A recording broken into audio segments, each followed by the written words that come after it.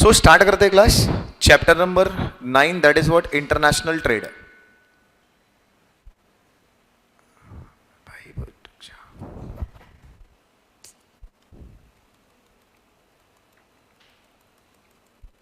कभी सुना है इसके पहले इंटरनेशनल ट्रेड के बारे में? हाँ, इसके पहले कभी वर्ड सुना आप लोगों ने? Have you heard about the term international trade? Trade सुना है? Trade, what is the meaning of trade class? चलो, what is the meaning of trade? Exchange of और buying and selling of goods and buying and selling of goods and 11th standard में I think आप लोगों ने किया रहेगा, right? Trade means buying and selling of goods and services. Over there you have studied about two types of trade are there, right? Internal or internal trade, or right class, internal trade or external trade. Internal trade can also be called as a home trade or domestic trade. Home trade or domestic trade. And external trade can also be called as international or foreign trade. International or foreign trade. When we talk about international trade class, in every economy, कोई भी country हो, the international trade are very important because each and every country in the world are interdependent. None of the country are independent. कोई भी self sufficient तो है नहीं, self reliant तो है नहीं। एक कंट्री में एक प्रोडक्ट ज्यादा अच्छा होता है, so the other country may be good in other product, and for that purpose the each and every country have to depend on some goods or somehow for any other country, and for that purpose we have to conduct a international trade. So if we talk about international trade, means exchange of goods and services between the two countries or outside the boundary of a country are called as international trade. Simple सा meaning हम लोगों ने 11 से पढ़ते आ रहे हैं, ठीक है? International trade means what? Buying and selling of goods and services which is done outside the geographical boundary of the country. But when we talk about international trade class, when we talk about international trade, so it is very different to the home trade or domestic trade, right? When we talk about home trade, so in home trade we are using a single currency. We are using a single currency. But when we talk about the international trade class, we uses the multiple currency. So first question of your book or textbook में जो दिया है class, that is what the distinction between the international trade or the domestic trade. So what is the distinction? सबसे first point is what? Meaning. Meaning हम लोग को पता है, buying and selling if it is done within the boundary of a country it is called as a internal trade. Buying and selling if it is done outside the boundary of a country it is called as a external trade or foreign trade or international trade class. Now when I talk about persons, clear? So in international trade we have to deal with the different person or a person of a different countries, a person of a different countries where we have a language barrier, we have a currency barrier. बहुत सारे barriers आते हैं ना. When we do the international trade, हम लोग को single currency तो है नहीं. आज all over India if you trade in India single currency use करना पड़ता है. But if you are doing trade outside the boundary of a country then we have to deal in the multiple currency. So बहुत सारे restrictions, बहुत सारे barriers होते हैं.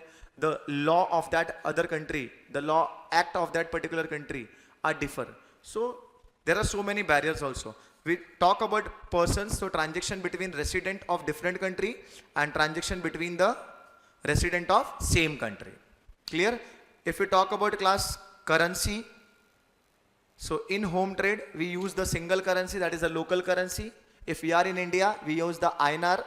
If we are dealing in the foreign trade or international trade class we have to deal with the multiple currency. आप जहाँ पे जाओगे वहाँ पे you have to do the trade in their currency. आप अमेरिका यूएस में trade करते हो यूएसडी यूज करना पड़ेगा, यूके में करते हो पाउंड यूज करना पड़ेगा, जापान की currency, like different country have a different currency and we have to deal with that. So multiple currencies we have to use in international trade. If we talk about regulation, yes obviously home trade के compare में in international trade the regulations are much more as compared to the home trade. Home trade में ज्यादा liberty मिलती है, freedom मिलता है. But when we talk about the international trade class, so international trade में much more regulations are there. International regulations, we have to follow the international rules, international law. Clear? International border law हमको follow करना पड़ता है for the trading of international और foreign trade. When we talk about tariffs, custom tariff is applicable, but when we talk about domestic trade class, domestic tariff and regulations are applicable. जो हमारे घर के, हमारे home के जो भी taxes हैं that only we have to pay. Like if we are in India, we have to pay just GST and all. ठीक है, आप जो प्रोडक्शन करते हो, सेल करते हो, जीएसटी पे करना पड़ेगा. When we are dealing in outside the country, तो हम लोग को क्या करना पड़ेगा, वहां पे डिफरेंट करेंसीज और कस्टम ड्यूटी पे करना पड़ता है. इंपोर्ट एक्सपोर्ट के ऊपर we have to pay the custom duty. So custom tariffs are applicable in the international trade, but when we talk about class domestic trade, so domestic tariffs are only applicable. क्या लगता है हम लोग को, international trade करना चाहिए class? International trade करना चाहिए कंट्री के अंदर? इंटरनेशनल ट्रेड होना चाहिए कि नहीं होना चाहिए? क्यों? So this all are the some advantage why we should do the international trade. क्या लगता है आज इंटरनेशनल ट्रेड की वजह से हमारा स्टैंडर्ड ऑफ लिविंग इंक्रीज हो रहा है कि नहीं? हमारा स्टैंडर्ड ऑफ लिविंग क्या हो रहा है क्लास? इंक्रीज होता है. We are getting a multiple type of product और चॉइसेस आर वाइड. हमारे चॉइस बढ़ गए आज. साथ ही साथ में foreign currency, we are earning the foreign currency with the help of foreign exchange और फॉरेन ट्रेड. फॉरेन ट्रेड की वजह से फॉरेन एक्सचेंज बढ़ रहा है, हमारे कंट्री का इनकम, हमारा जीडीपी ग्रोथ हो रहा है, बराबर. So there are so many advantage of international trade class. Number one, first advantage is what? First advantage is cost efficiency. When we talk about international trade class, so with the help of international trade, the cost efficiency occurs. How it is possible? If a country, एक country है जो particular product में, for example India is good in agricultural product, so India can focus on production of the agricultural product. Japan is good in technology, तो Japan क्या करेगा? Japan can focus on the technology. So because of that, mass production is possible. India is good. India is having a sorry. India is good in class agricultural product. तो क्या कर सकता है? Agriculture product को focus कर सकता है. Japan, Germany, US are good in technology, तो वो क्या कर सकते हैं? टेक्नोलॉजी के ऊपर फोकस कर सकते हैं. Because of that what will happen class? Cost advantage आएगा, कॉस्ट एफिशिएंसी. क्योंकि if you are good in production of a particular product, clear, so आपका पर यूनिट कॉस्ट क्या हो जाएगा? कम. आपका वेस्टेज कम होगा, बराबर. इफ डिवीजन ऑफ लेबर करके एक टॉपिक है, डिवीजन ऑफ लेबर सुना है आप लोगों ने? What is the meaning of division of labour? The person और the country who are good in one work, they focus on that particular work. Because of that अपना cost efficiency क्या होगा class? बढ़ेगा. So with the help of international trade, the cost efficiency can be achieved at the world level. Class, we can achieve the cost efficiency at the world level. पूरे world level पे हम लोग cost efficiency को achieve कर सकते हैं. कम मुझे clear class? So cost efficiency समझ में आ रहा है? What are the advantage of the international trade? First is what? Cost efficiency. We can reduce the cost of per unit product by international trade. Number two, second one is what? Economies of scale. Economies of scale. If we do the international trade, अगर हम लोग international trade class करेंगे, क्या होगा बोलो? International trade करोगे, your quantity of dealing in buying and selling, it will enhance. If you are dealing in India, if you are doing home trade, ठीक है, if you are doing domestic trade class, what will happen? आपका जो market होगा, your market will be 140 crore of Indians. आप जो product बनाओगे वो कितने लोग के लिए बनाओगे? सिर्फ 140 करोड़ के लिए, ठीक है. But if you are doing the international trade, now your market will be what? World is your market, na? Now your customer base will enhance. If your customer base will enhance, you will produce more quantity of goods. और आपने सुना है कि more the production, less the per unit का cost. Mass production क्यों किया जाता है? Why we are doing the mass production? Because जितना ज्यादा प्रोडक्शन करोगे, उतना आपका पर यूनिट का कॉस्ट क्या हो जाएगा? कम हो जाएगा. So the second advantage is what? You can achieve the economies of scale with the help of international trade. Your bargaining power will enhance. आप जो raw material buy करोगे, जहां से भी raw material buy करते हो, if you are doing international trade, you will buy the raw material in a large quantity. If you are buying the raw material in a large quantity, you will get a subsidies or discount. आपको अच्छा discount मिलेगा. सो आपका per unit का cost again क्या होगा? कम. So the second advantage of international trade is what class? Economies of scale. देखो लिखा है, a wider international market makes form enlarge the production capability and benefit from economies of large scale production. समझ में आ रहा है? So what is the benefit of large scale production? The per unit cost will goes down. Mass production. Number 3, third is what? Third is what class? Competition. With the help of international trade, we can say that कि in an India also the competition has been increase. सही क्या नहीं class? आज international trade की वजह से क्या हो गया? कंपटीशन बढ़ गया. अच्छा कंपटीशन बढ़ गया तो क्या हो गया?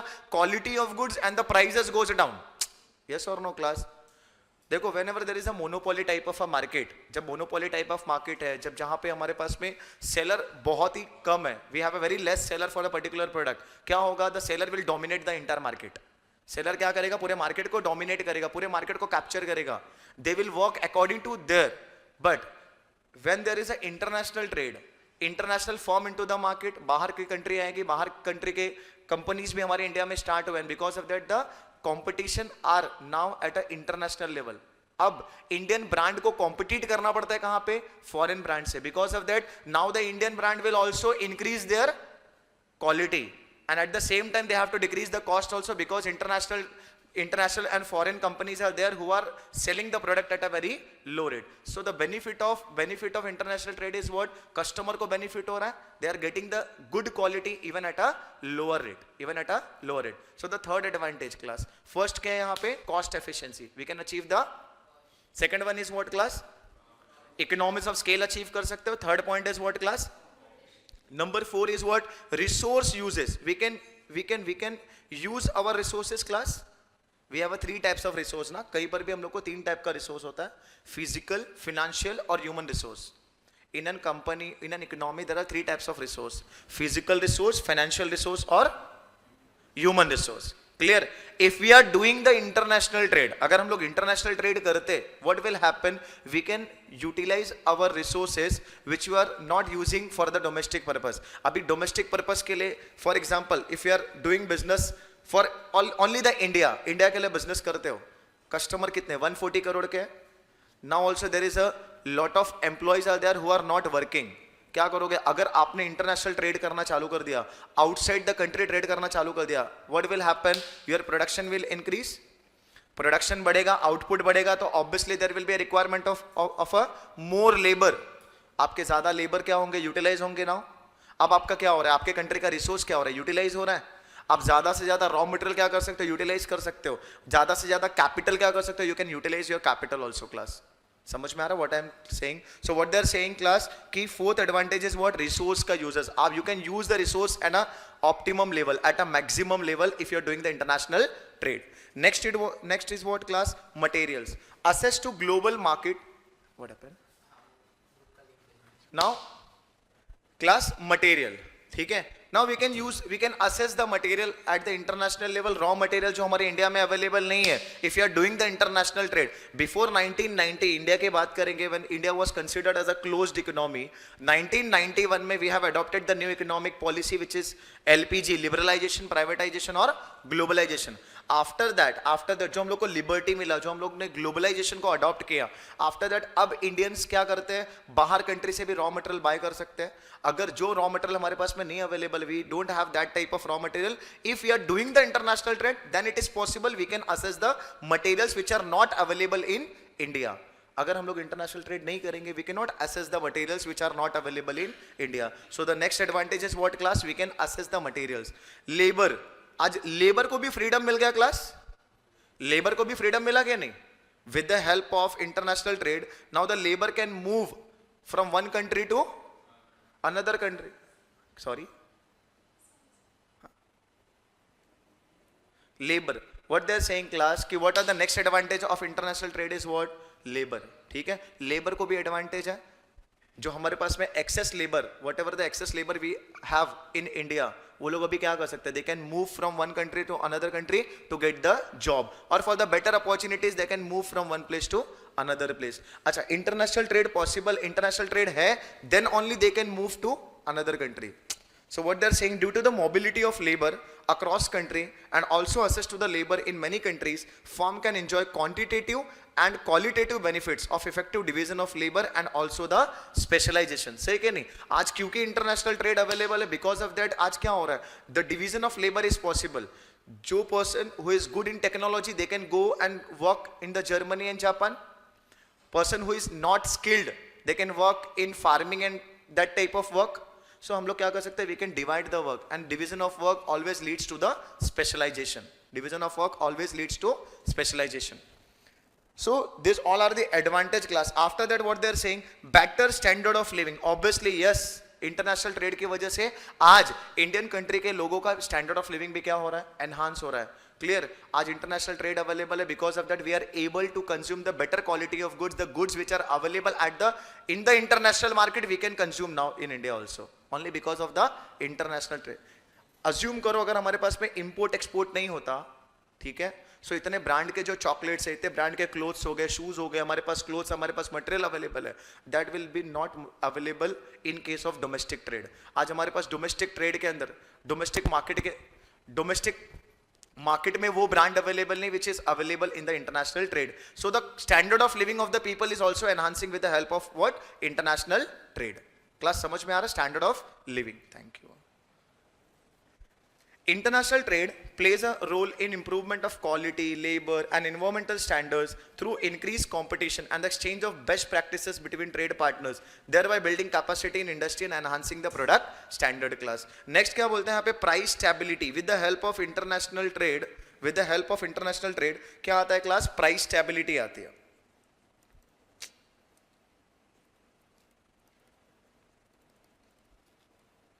अच्छा, कोई भी प्रोडक्ट का प्राइस किसके ऊपर डिपेंड करता है class, demand and supply, right और no. If the demand is more and supply is less, what will happen, क्या होगा class, price will increase, price आपका बढ़ जाएगा.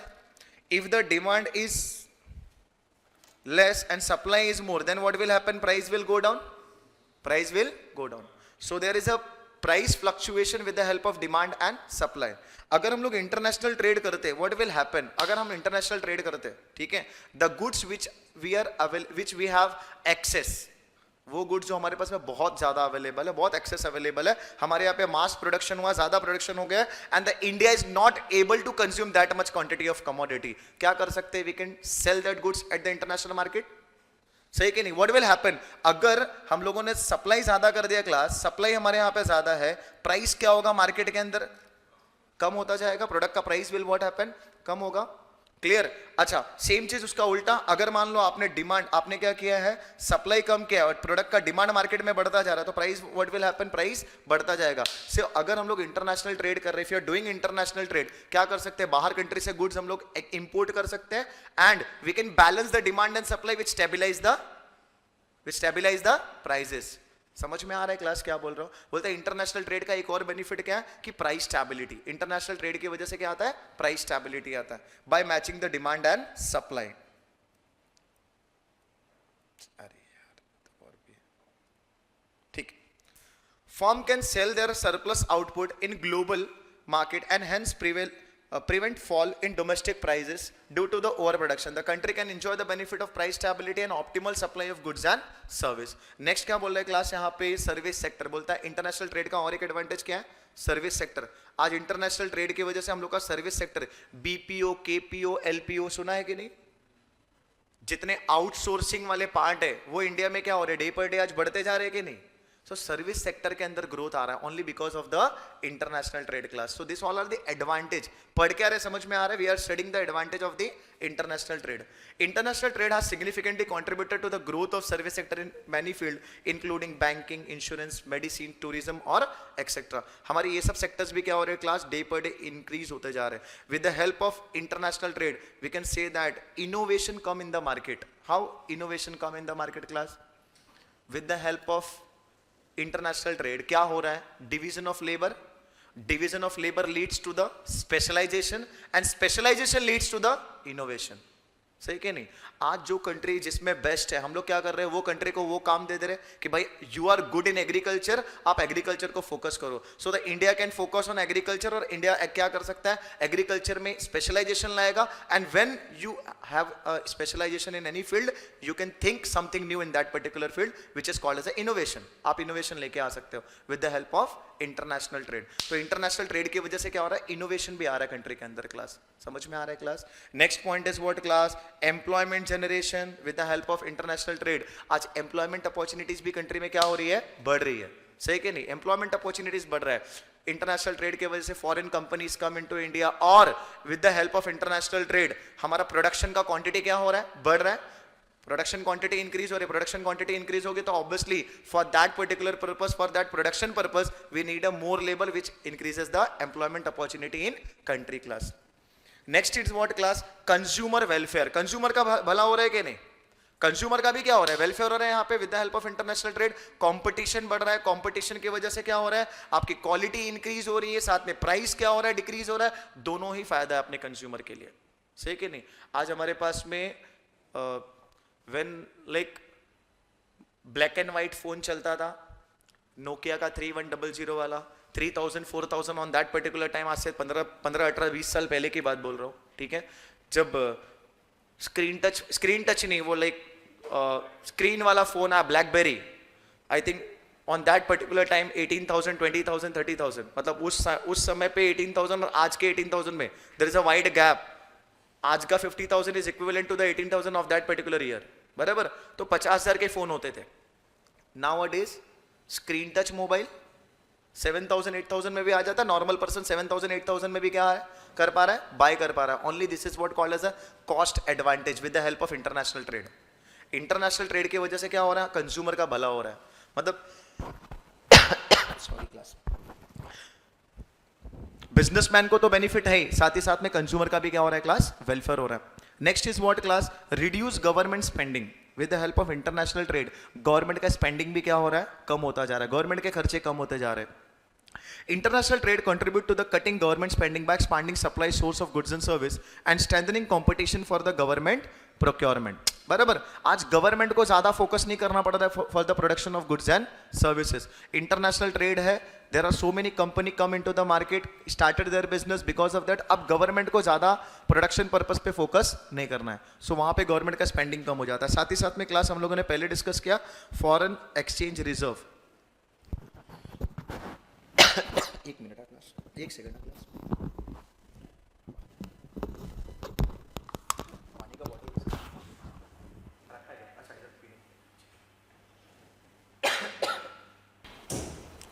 डन क्लास, स्टार्ट करें. हाँ चल. So next point is what? Next advantage is what class? Forex reserve. Forex reserve, forex reserve बढ़ेगा, सही कि नहीं? अगर हम लोग इंटरनेशनल ट्रेड करेंगे तो कंट्री का नेट एक्सपोर्ट बढ़ेगा. If net export increases, foreign country का पैसा कहाँ होगा? इंडिया में आएगा, which increases the foreign reserve of the country. तो ये एक एडवांटेज है. Next is what class? Peace and stability आएगी. देखो, if you do the international trade तो इंटरनेशनल रिलेशंस भी क्या होंगे? अच्छे होंगे. अभी इंडिया का, यूएस का, जर्मनी का, जापान का अगर ट्रेड बढ़ेगा तो ऑब्वियसली ट्रेडिंग पार्टनर्स का रिलेशनशिप भी क्या होगा? बढ़ेगा. Because of that international level में peace as well as the stability क्या होगी? एनहांस होगी. So this all are the advantage of the international trade. Class समझ में आ रहा है? Sorry, 14th point, forex reserve. Forex reserve कैसे बढ़ेगा? If you do the export, अगर हम लोग अपने कंट्री में एक्सपोर्ट ज्यादा करेंगे, ठीक है, एक्सपोर्ट ज्यादा करेंगे, it means we are selling the goods to the outside the country. अगर बाहर वाले देश को हम लोग गुड्स बेच रहे, क्या होगा? बाहर देश का पैसा क्या होगा? इंडिया में आ रहा है. अब इंडिया में आ रहा है, इट मींस क्या हो रहा है? फॉरेन रिजर्व क्या होंगे? हमारे बढ़ेंगे, which will boost the economic growth and development. Her country चाहती है ना कि बाहर देश का पैसा इंडिया में, कंट्री में आना चाहिए, अपने कंट्री में. सो this is the advantage of the international trade, that कि फॉरेन एक्सचेंज अर्निंग हमारी क्या होगी? बढ़ेगी. That is what the advantage. ठीक है, और कोई पॉइंट? और कोई नहीं ना? ठीक है, चलो. So peace and stability. After that हम लोगों ने बात किया class peace and stability. International trade strengthen ties between the nation by bringing people together in peaceful and mutually beneficial exchange and as such contribute to the harmony, peace and stability. Obviously मैंने अभी बोला कि when we do the international trade, when we do the buying and selling over outside the boundary of a country, तो जिस country से हम लोग buying and selling करेंगे, ट्रेड करेंगे, उन कंट्री से हमारे रिलेशंस भी क्या होंगे? एनहांस होंगे, अच्छा होगा. बिकॉज ऑफ दैट हमारी कंट्री का ग्रोथ एंड डेवलपमेंट भी क्या होगा? बढ़ेगा. क्लास समझा इतना? Now this all are the advantage जो हम लोगों ने देखा कि what are the advantage of the international trade. Class चलो क्लास स्टार्ट करें. अभी हम लोगों ने क्या देखा? We have seen the advantage of international trade. We have done with the advantage of the international trade. Now let's see what are the disadvantage. Obviously disadvantage भी है, सही कि नहीं क्लास? अभी if you talk about international trade की वजह से क्या हो रहा है? बहुत सारे डोमेस्टिक कंपनी क्लोज डाउन हो गई, शट डाउन हो गई. Because international trade, when we talk about international trade, international player, international businessman, they are at a very large level, बराबर, बहुत ही बड़े लेवल पे. So because of that कई domestic जो traders हैं उनको hamper होता है. साथ ही साथ में if you talk about international trade class, so international trade जो businessman जो foreign company है, they are not concerned about the culture value of the particular country where they are working. उनको नहीं फर्क पड़ता. If अमेरिकन कंपनी इंडिया में आती है, ठीक है, सो अमेरिकन कंपनी वहां के कल्चर क्या करेगी, यहाँ पे यूज करेंगे and they are hampering the culture of India. That is not good for the society.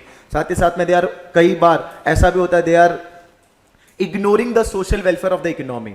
उनको कोई फर्क नहीं पड़ता कि कंज्यूमर का हेल्थ और सेफ्टी मेजर्स में क्या हो रहा है क्या नहीं, rather than they are just concerning with the profit, बराबर. So there are so many disadvantage of the international trade while doing the international trade. So number one, first disadvantage is what class? Unwanted and harmful goods may be imported into a country. सही क्या नहीं? Unwanted or the harmful goods which are not good for the society, which are not good for the health. आज देखो ना international trade, pizza, burger and all, कितना सारा, कितना market में स्प्रेड हो रहा है कि नहीं. कोक हो गया, ठीक है, कोल्ड ड्रिंक्स हो गए, कितने सारे हम लोग क्या कर रहे हैं, इतना ब्रांडिंग, इतना एडवर्टाइजिंग कर रहे हैं which is very harmful to the person. Body के लिए और हेल्थ के लिए बहुत हार्मफुल है, लेकिन फिर भी ये लोग क्या कर रहे हैं, ब्रांडिंग कर रहे हैं only because they are concern with the profit motive. उनको पैसा आ रहा है, उनका प्रॉफिट बन रहा है वहां पे, बस खत्म, ठीक है. So when we are doing international trade, foreign company India में आती है, फॉरेन कंपनी आएगी, they will not concern about the social welfare of the society. They are not concerning with the social welfare, they are just concerning with their profit motive. So ये पहला disadvantage है कि harmful consumption बढ़ रहा है हमारे यहाँ पे. Clear? They are increasing the harmful consumption. Number two, too much import leads to a loss of cultural identity and mere adoption of foreign consumptions practices. सही कि नहीं? Nowadays Indians भी धीरे धीरे हमारा consumption pattern नहीं change होता जा रहा है. मुंबई वाले मोस्टली वड़ा पाव फेमस, लेकिन धीरे धीरे now we are shifted towards the pizza और बर्गर. सही कि नहीं? अभी आप लोग की बात करो, अदरवाइज कोई भी, ठीक है, हमारा कंजम्पशन पैटर्न चेंज होता चला जा रहा है. आज से 20-30 years back, clear, the dressing sense और आज के ड्रेसिंग सेंस में चेंज है, आया कि नहीं आया? Obviously. Why? We are adopting the foreign culture. So because of the foreign culture हमारी identity, we are losing the cultural identity, हमारा कल्चर लूज होता जा रहा है class. Next is what? If a country import more than the export, it may lead to a balance of payment deficit. Yes, सुना है आप लोगों ने बैलेंस ऑफ पेमेंट के बारे में सुना है? What is this balance of payment? It is a statement on which we record the import and export. Statement, हाँ ना? Balance of payment, statement of recording import and export. Import and export जहाँ पे हम लोग क्या करते हैं, record करते हैं. बैलेंस ऑफ पेमेंट का 3 वैल्यूज, सरप्लस, डेफिसिट और बैलेंस बजट. सही कि नहीं? Balance, surplus trade, deficit trade, balance trade नहीं. चलो ठीक है. इफ अ कंट्री, क्या बोलना है यहाँ पे, अगर कंट्री का इंपोर्ट ज्यादा हुआ, इफ कंट्री का इंपोर्ट ज्यादा हुआ, इंपोर्ट ज्यादा हुआ मतलब अपनी कंट्री का पैसा कहां जा रहा है, बाहर कंट्री में. So there will be a deficit, country का पैसा कम होगा. International trade also threaten the local infant industries. Yes, जो छोटे छोटे हमारे इंडिया के अंदर जो इन्फेंट इंडस्ट्री, बेचारों ने अभी just they have started their industry, बड़े बिग प्लेयर्स आकर के उनके पूरे बिजनेस को स्टॉप कर देंगे. Why? Because they have a huge investment. अभी वॉलमार्ट की बात करेंगे इंटरनेशनल लेवल पे, बराबर. So with the by starting ये जो मॉल्स आ गए, बिग बाजार आ गया, डी मार्ट आ गया, एक छोटे लेवल पे बात करते हैं, D Mart, Big Bazaar and all, they are giving a lot of offer, say कि नहीं, कस्टमर को. एंड बिकॉज ऑफ दैट क्या हो गया, जो हमारे जो लोकल वेंडर्स हैं उनका बिजनेस, उनका सेल्स क्या हो रहा है, कम हो रहा है. So with the help of international trade, अभी इंटरनेशनल ब्रांड अगर आता है, so obviously they will provide, they are having a cost advantage, because they are producing at a large quantity. जो भी इंटरनेशनल ट्रेड, जो कंपनी इंटरनेशनल ट्रेड करेगी, they are having a cost advantage as compared to the domestic seller. Domestic seller के compare में उनको cost का advantage मिलता है, तो वो लोग क्या करेंगे, they are selling the goods even at a lower price, बराबर. एंड बिकॉज ऑफ दैट क्या होगा, जो हमारे इन्फेंट इंडस्ट्री है, they having a threat to the infant industries. Next point is what class? The supply of import is not guaranteed, mostly during period of emergency or the political turmoil. सही कि नहीं? क्या बोलते हैं यहाँ पे कि जो सप्लाई ऑफ इंपोर्ट है, अभी इंपोर्ट की बात करेंगे, at the time of emergency, अगर हम लोगों ने मान लो we are dependent on the imported goods, हमारी कंट्री क्या हो गई, धीरे धीरे हम लोगों ने इतना इंटरनेशनल ट्रेड के ऊपर रिलाई करना चालू कर दिए कि now we are dependent on a particular goods from import from China और इंपोर्ट फ्रॉम यूएस से पर्टिकुलर गुड्स के ऊपर डिपेंड हो गए। अभी at the time of emergency, at the time of war क्या होगा, कंट्री का ट्रांसपोर्टेशन सिस्टम स्टॉप हो जाएगा एंड बिकॉज ऑफ दैट वो गुड्स हमारी कंट्री में अवेलेबल होगा क्या, नहीं। So this is the disadvantage कि इफ वी विल, तभी तो मोदी जी एंड और कोई भी गवर्नमेंट क्या बोलती है, we should be self reliant, Aatmanirbhar Bharat, सुना है ना स्लोगन, सेल्फ रिलायंट बनना है। सेल्फ रिलायंट क्यों बनना है, ओनली बिकॉज ऑफ दैट कि हमारे पास में मैक्सिमम चीजों का प्रोडक्शन कहां होना चाहिए, इंडिया में होना चाहिए। क्लियर, अगर कुछ भी होता है so that should not impact to the sales और purchase of our economic class. Next is what class? International trade. International. Next disadvantage is what? Price fluctuation mostly for agricultural item may leads to loss of revenue for exporting countries. बराबर, जो country export कर रही है, जो country export कर रही है, clear, उनके प्राइस फ्लक्चुएशन, क्योंकि मार्केट में क्या है, इंटरनेशनल लेवल पे क्या होता है, प्राइस के अंदर बार बार फ्लक्चुएशन आता रहता है because of the economic fluctuations, because of the business cycle, सुना होगा इन्फ्लेशन, डिप्रेशन हो गया, डिफ्लेशन हो गया, रिसेशन हो गया, बिजनेस साइकिल पढ़ा है ना आप लोगों ने, हाँ। सो because of that fluctuations market के प्राइस भी क्या होते रहते हैं, फ्लक्चुएट होता है एंड बिकॉज ऑफ दैट जो हमारे फार्मर्स हैं उनके प्राइस में शॉर्टफॉल आता है। Due to competition, demand for semi-skilled and unskilled worker comes down, leading to a reduction in wages, forced work under unfair and unhealthy occupational environment class। समझ में आ रहा है, बोलता और क्या डिसएडवांटेज इंटरनेशनल ट्रेड का, because of international trade competition बढ़ गया, demand for semi skilled and unskilled worker come down. सही कि नहीं, जो हमारे, क्योंकि अब देखो इंटरनेशनल ट्रेड अवेलेबल है, इंटरनेशनल बाउंड्री ओपन है, कोई भी कंट्री का पर्सन कहां जा सकता है, किसी भी कंट्री में आकर के काम कर सकता है, बराबर। सो अनदर कंट्री के पर्सन भी हमारे इंडिया में आ रहे हैं and they are getting a job. So job की जो वैकेंसी है, the job vacancies are very limited, but अब हमारे पास में लेबर क्या हो गया, अनलिमिटेड हो गया, लेबर की क्वांटिटी क्या हो गई, बढ़ गई because of opening of market. So because of that जो सेमी स्किल्ड वर्कर है, जो अनस्किल्ड वर्कर है, उनकी जॉब्स क्या हो रही है, जा रही है, धीरे धीरे उनके जॉब जा रहे हैं, उनको जॉब नहीं मिल रहा है, उनको फोर्सफुली वर्क करना पड़ रहा है, बराबर, उनको एक मिनिमम वेज के नीचे भी काम करना पड़ रहा है, they are working forcefully. Unhealthy occupational environment, अच्छा हमारा जो इन्वायरमेंट, ऑक्यूपेशन इन्वायरमेंट है वो भी अनहेल्दी हो गया। Why? Because the worker are not working even at a standard rate, वो स्टैंडर्ड से भी नीचे काम करने के लिए रेडी हो जा रहे हैं। Why? Because they are not getting the job because of unemployment class. So international trade ये सब प्रॉब्लम्स क्रिएट कर रहा है। Excessive importance of import leads to unsustainable production and consumption, thereby depleting natural resource at a higher rate। सही कि नहीं? आप excessive importance for export, हम लोग क्या कर रहे हैं, कई बार एक्सपोर्ट को बहुत ज्यादा इंपॉर्टेंट दे देते हैं। हम लोग, हमारे यहाँ पे जो भी गुड्स आता है, पहले तो बेस्ट क्वालिटी के गुड्स हम लोग क्या करते हैं, एक्सपोर्ट कर देते हैं। बिकॉज ऑफ दैट हमारे पास में क्या बचता है, ओनली लोअर ग्रेडेड गुड्स बचता है। सो बिकॉज ऑफ दैट क्या है, अनसस्टेनेबल प्रोडक्शन एंड कंजम्पशन, हमारा जो प्रोडक्शन है और कंजम्पशन है बोथ आर अनसस्टेनेबल। बोल। So now next, what are the disadvantage class, यहाँ पे एक्सेसिव इंपॉर्टेंस फॉर एक्सपोर्ट। हम लोग क्या कर रहे हैं, why we are doing export, export करने पे पैसा अच्छा मिल रहा है ना, बिजनेसमैन को अच्छा रेट मिलता है, because of that they are focusing more on export. अब एक्सपोर्ट ज्यादा कर रहे हैं तो क्या हो रहा है, हमारे कंट्री के अंदर जो सस्टेनेबल कंजम्पशन और प्रोडक्शन दोनों हैम्पर हो रहा है। सस्टेनेबल कंजम्पशन और प्रोडक्शन बोला तो ऑप्टिमम प्रोडक्शन, जो हम लोग प्रोडक्शन करते भी है, ठीक है, बिकॉज ऑफ दैट हम लोग क्या कर रहे हैं, maximum portion we are exporting the goods, so we have only less quantity, because of that हमारे कंट्री के अंदर क्या हो रहा है, डिमांड ज्यादा और सप्लाई कम, उसके प्राइसेस ज्यादा हो रहे हैं, ठीक है, we are consuming a not good quality of product, so this things hamper to the economic growth. Excessive export lead to the shortage of commodity, ये भी अभी डिस्कस किया, शॉर्टेज हो जा रहा है कमोडिटी का। Undue importance for export lead to investment flowing only to export sector to the disadvantage of domestic priority sector। सही कि नहीं क्लास, बराबर। अब क्योंकि हम लोग we are focusing more on export, तो हर बिजनेसमैन क्या कर रहा है, एक्सपोर्ट जैसे एक्सपोर्ट टाइप की कंपनी के ऊपर ज्यादा फोकस कर रहा है। We are not focusing on the primary sector which is very important for the economy. We have a 3 sector, primary, secondary और टर्सरी। अब जैसे कि मेरे को पता चल गया सेकेंडरी सेक्टर के एक्सपोर्ट पे मुझे ज्यादा पैसा मिल रहा है, so as a businessman, as a private entrepreneur, what I will do, I will focus more on the exporting countries, exporting company और exporting products. And because of that we are not focusing on the married goods, जो हमारे लिए, हमारे company, हमारे country के लिए, ठीक है, which is require for the social welfare of the economy. So for that purpose यहाँ पे भी हम लोगों को प्रॉब्लम्स फेस करनी पड़ती है.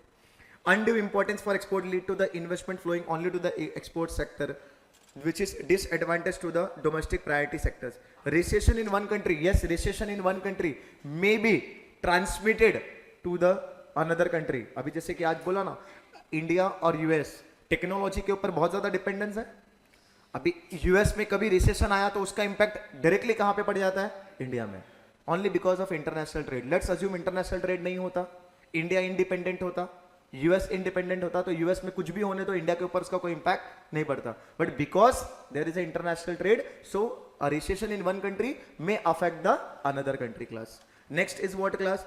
Due to various government and other policy certain item may be prohibited, restricted in international trade. Yes, कई बार कई गवर्नमेंट पॉलिसीज की वजह से, इंटरनेशनल गवर्नमेंट पॉलिसी की वजह से, there are certain goods which are not allowed to sell in the particular market. तो कुछ गुड्स का डिमांड और कुछ गुड्स का सप्लाई नहीं हो पाता, वो एक प्रॉब्लम है.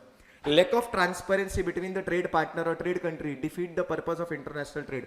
कई बार ट्रांसपेरेंसी नहीं होती है, ठीक है. उसके बाद global warming is also one of the main cause of international trade, because international trade करना मतलब foreign companies, private entrepreneur, foreign businessman, they are producing more and more goods, ignoring the environmental degradation वाला part, कि हम environment degrade हो रहा है नहीं हो रहा है, लीव इट, अपने को प्रॉफिट कमाना है. So because of that global warming is also increasing day per day. So this all are the disadvantage. Instead of promoting cooperation, international trade may lead to rivalry among the nation due to the competition. यार rivalry बढ़ रही है class, rivalry, competition बढ़ता जा रहा है ना, दुश्मनी बढ़ती जा रही है. एक ने ट्रेड किया, दूसरे मुझे भी करना है, उसने उससे ट्रेड क्यों किया. सो एक दूसरे के बीच में कई बार क्या हो रहा है, राइवलरी बढ़ जा रही है.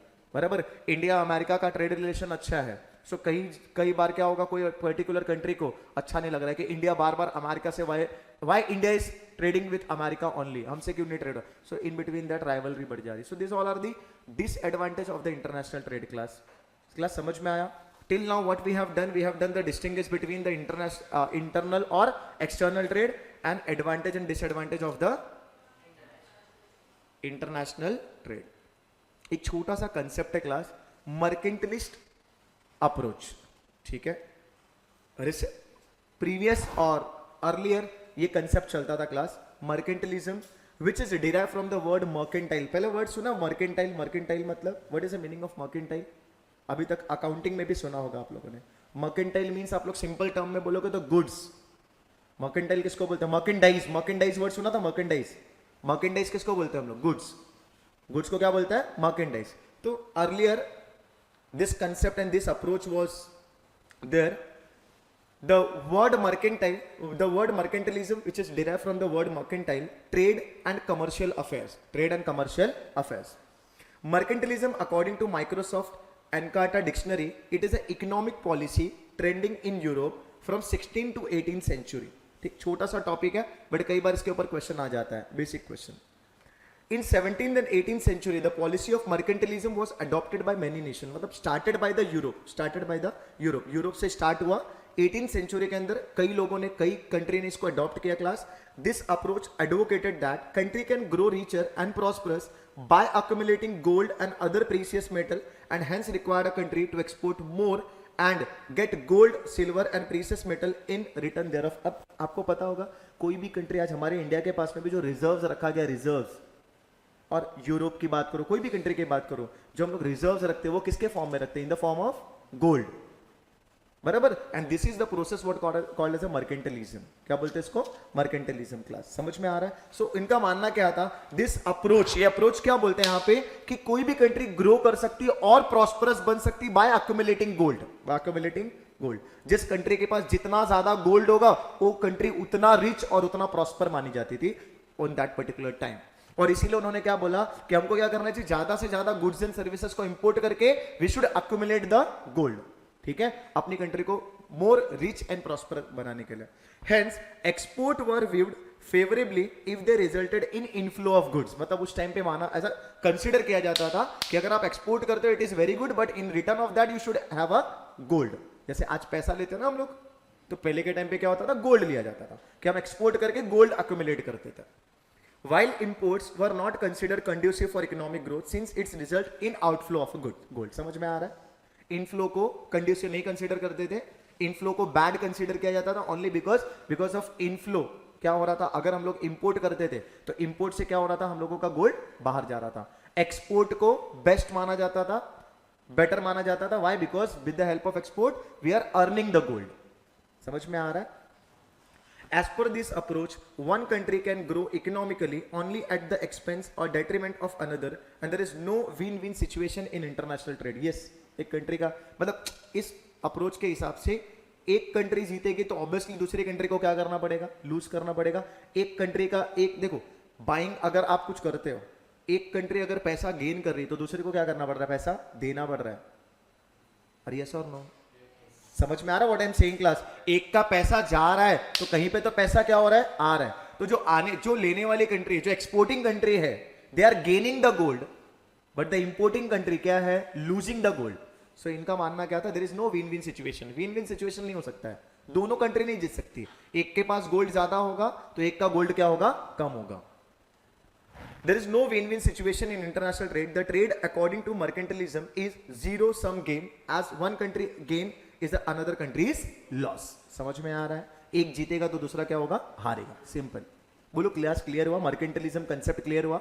ये कंसेप्ट क्या, ये अप्रोच क्या सिखाता है अपने को? What this approach says that accumulating gold by doing the export. बराबर? कंट्री को अगर एक्सपोर्ट बनना है, रिचर बनना है, प्रॉस्पर बनना है तो क्या करना पड़ेगा उसको, गोल्ड क्या करना पड़ेगा, गोल्ड अक्यूमुलेट करना पड़ेगा by doing the export. Clear? Now यहां पे class, now very important concept, theory of absolute advantage, जो आपके एग्जाम के लिए बहुत ज्यादा इंपॉर्टेंट है ये. ठीक है ना? अब जो यहां से थियरीज चालू होगी ना क्लास, इन थियरीज के ऊपर क्वेश्चंस बनाए जाते हैं, अच्छे क्वेश्चंस बनाए जाते हैं. ठीक है? ठीक है. सो फर्स्ट हम लोग बात करते हैं यहां पे theory of absolute advantage. Theory of absolute advantage complete इसको स्टडी करना है, आप लोग को भी स्टडी करना है घर पे बैठ करके, पूरी थियरी आप लोग को आनी चाहिए क्लास. ठीक है? It is very important concept. Sorry, लिख करके, लिखा करके. आप लोग के पास नोट्स तो दिया हुआ है अच्छा खासा, आपको रिटन नोट्स चाहिए सर? नेक्स्ट टाइम से दे दूं, चलेगा? नेक्स्ट टाइम से, नेक्स्ट क्लास से मैं दे देता हूँ आप लोग को, नोट्स दे देता हूँ. बिकॉज कैसा मालूम, आप लोगों का यहाँ से नोट्स तो आपका मैंने रीड किया, बाहर बैठा था ना मैंने, तो अच्छा नोट्स लिखा हुआ है, सिंपल लैंग्वेज में ही है ये. तो आप लोग पढ़ाई कहाँ से करते हो, नोट से करते हो, टीचर लिखा करके देती है. ठीक है, ठीक है, मैं नेक्स्ट टाइम से वैसे करवा देता हूँ. ठीक है? नोट्स लिखा करके दे दूंगा आप लोग को. क्या है, मेरे को भी लाइक कल ही पता चला आज आप लोग का क्लास लेना है, मेरे को बहुत शॉर्ट नोटिस पे था. ठीक है? मैं नेक्स्ट टाइम, नेक्स्ट क्लास जब भी रहेगा ना, आप लोग को नोट्स दे दूंगा. अदरवाइज देखता हूँ अगर इसका भी हो गया ना तो मैं बना करके आप लोग को दे दूंगा, पास कर दूंगा आप लोग को नोट्स. ठीक है? ठीक है, चलो. सो स्टार्ट करें class. Theory of absolute advantage. ठीक है? 2 से 3 थियरी यहाँ पे हम लोग को पढ़ना है.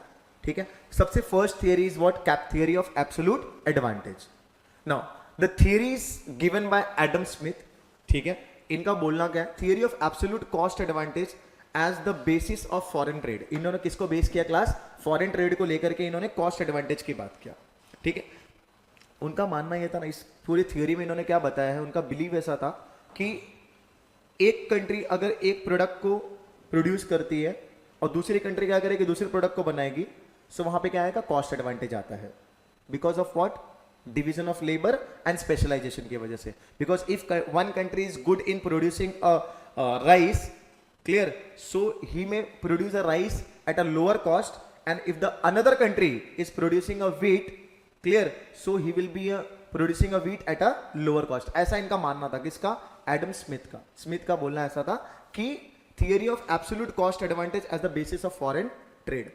Under this theory, an exchange of goods will take place only if each of two countries can produce one commodity at an absolutely lower production cost than other country. मतलब सिंपल, एक country दूसरे country के compare में क्या करेगी, same goods को lower cost में produce करेगी. मैंने बोला ना, 2 प्रोडक्ट है, राइस और व्हीट, राइस और व्हीट. दोनों प्रोडक्ट के लिए 2 कंट्रीज है, 1 प्रोडक्ट 2 कंट्री को इन्होंने कंसीडर किया. एक कंट्री अगर प्रोड्यूस करती है तो प्रोडक्ट का कॉस्ट क्या हो जाएगा, कम। अगर दूसरी कंट्री सेकंड प्रोडक्ट को बनाती है तो उसका कॉस्ट क्या होगा, कम। तो इनका बोलना ये था कि the country which are good in one product A, so they should go on producing product A, and the country who are good in production of product B, they should focus on production of B, ठीक है। And बाद में आपको क्या करना चाहिए, trade कर लेना चाहिए। समझ में आ रहा है क्लास?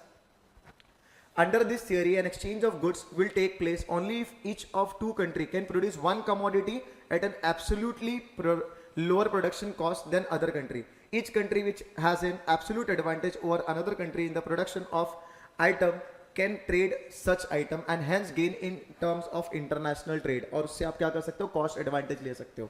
अगर आप क्या हो, if you are good in one product, so we should focus, आपको क्या करना चाहिए, वन प्रोडक्ट के ऊपर फोकस करना चाहिए। देखो एग्जांपल भी लिखा हुआ है यहाँ पे, कंट्री ए और कंट्री बी का एग्जांपल दिया है यहाँ पे, प्रोडक्ट एक्स और प्रोडक्ट वाई। देखो यहाँ पे क्या बताया, प्रोडक्ट एक्स और प्रोडक्ट वाई के बारे में। कंट्री ए जो है 30 यूनिट पर आवर में बनाता है।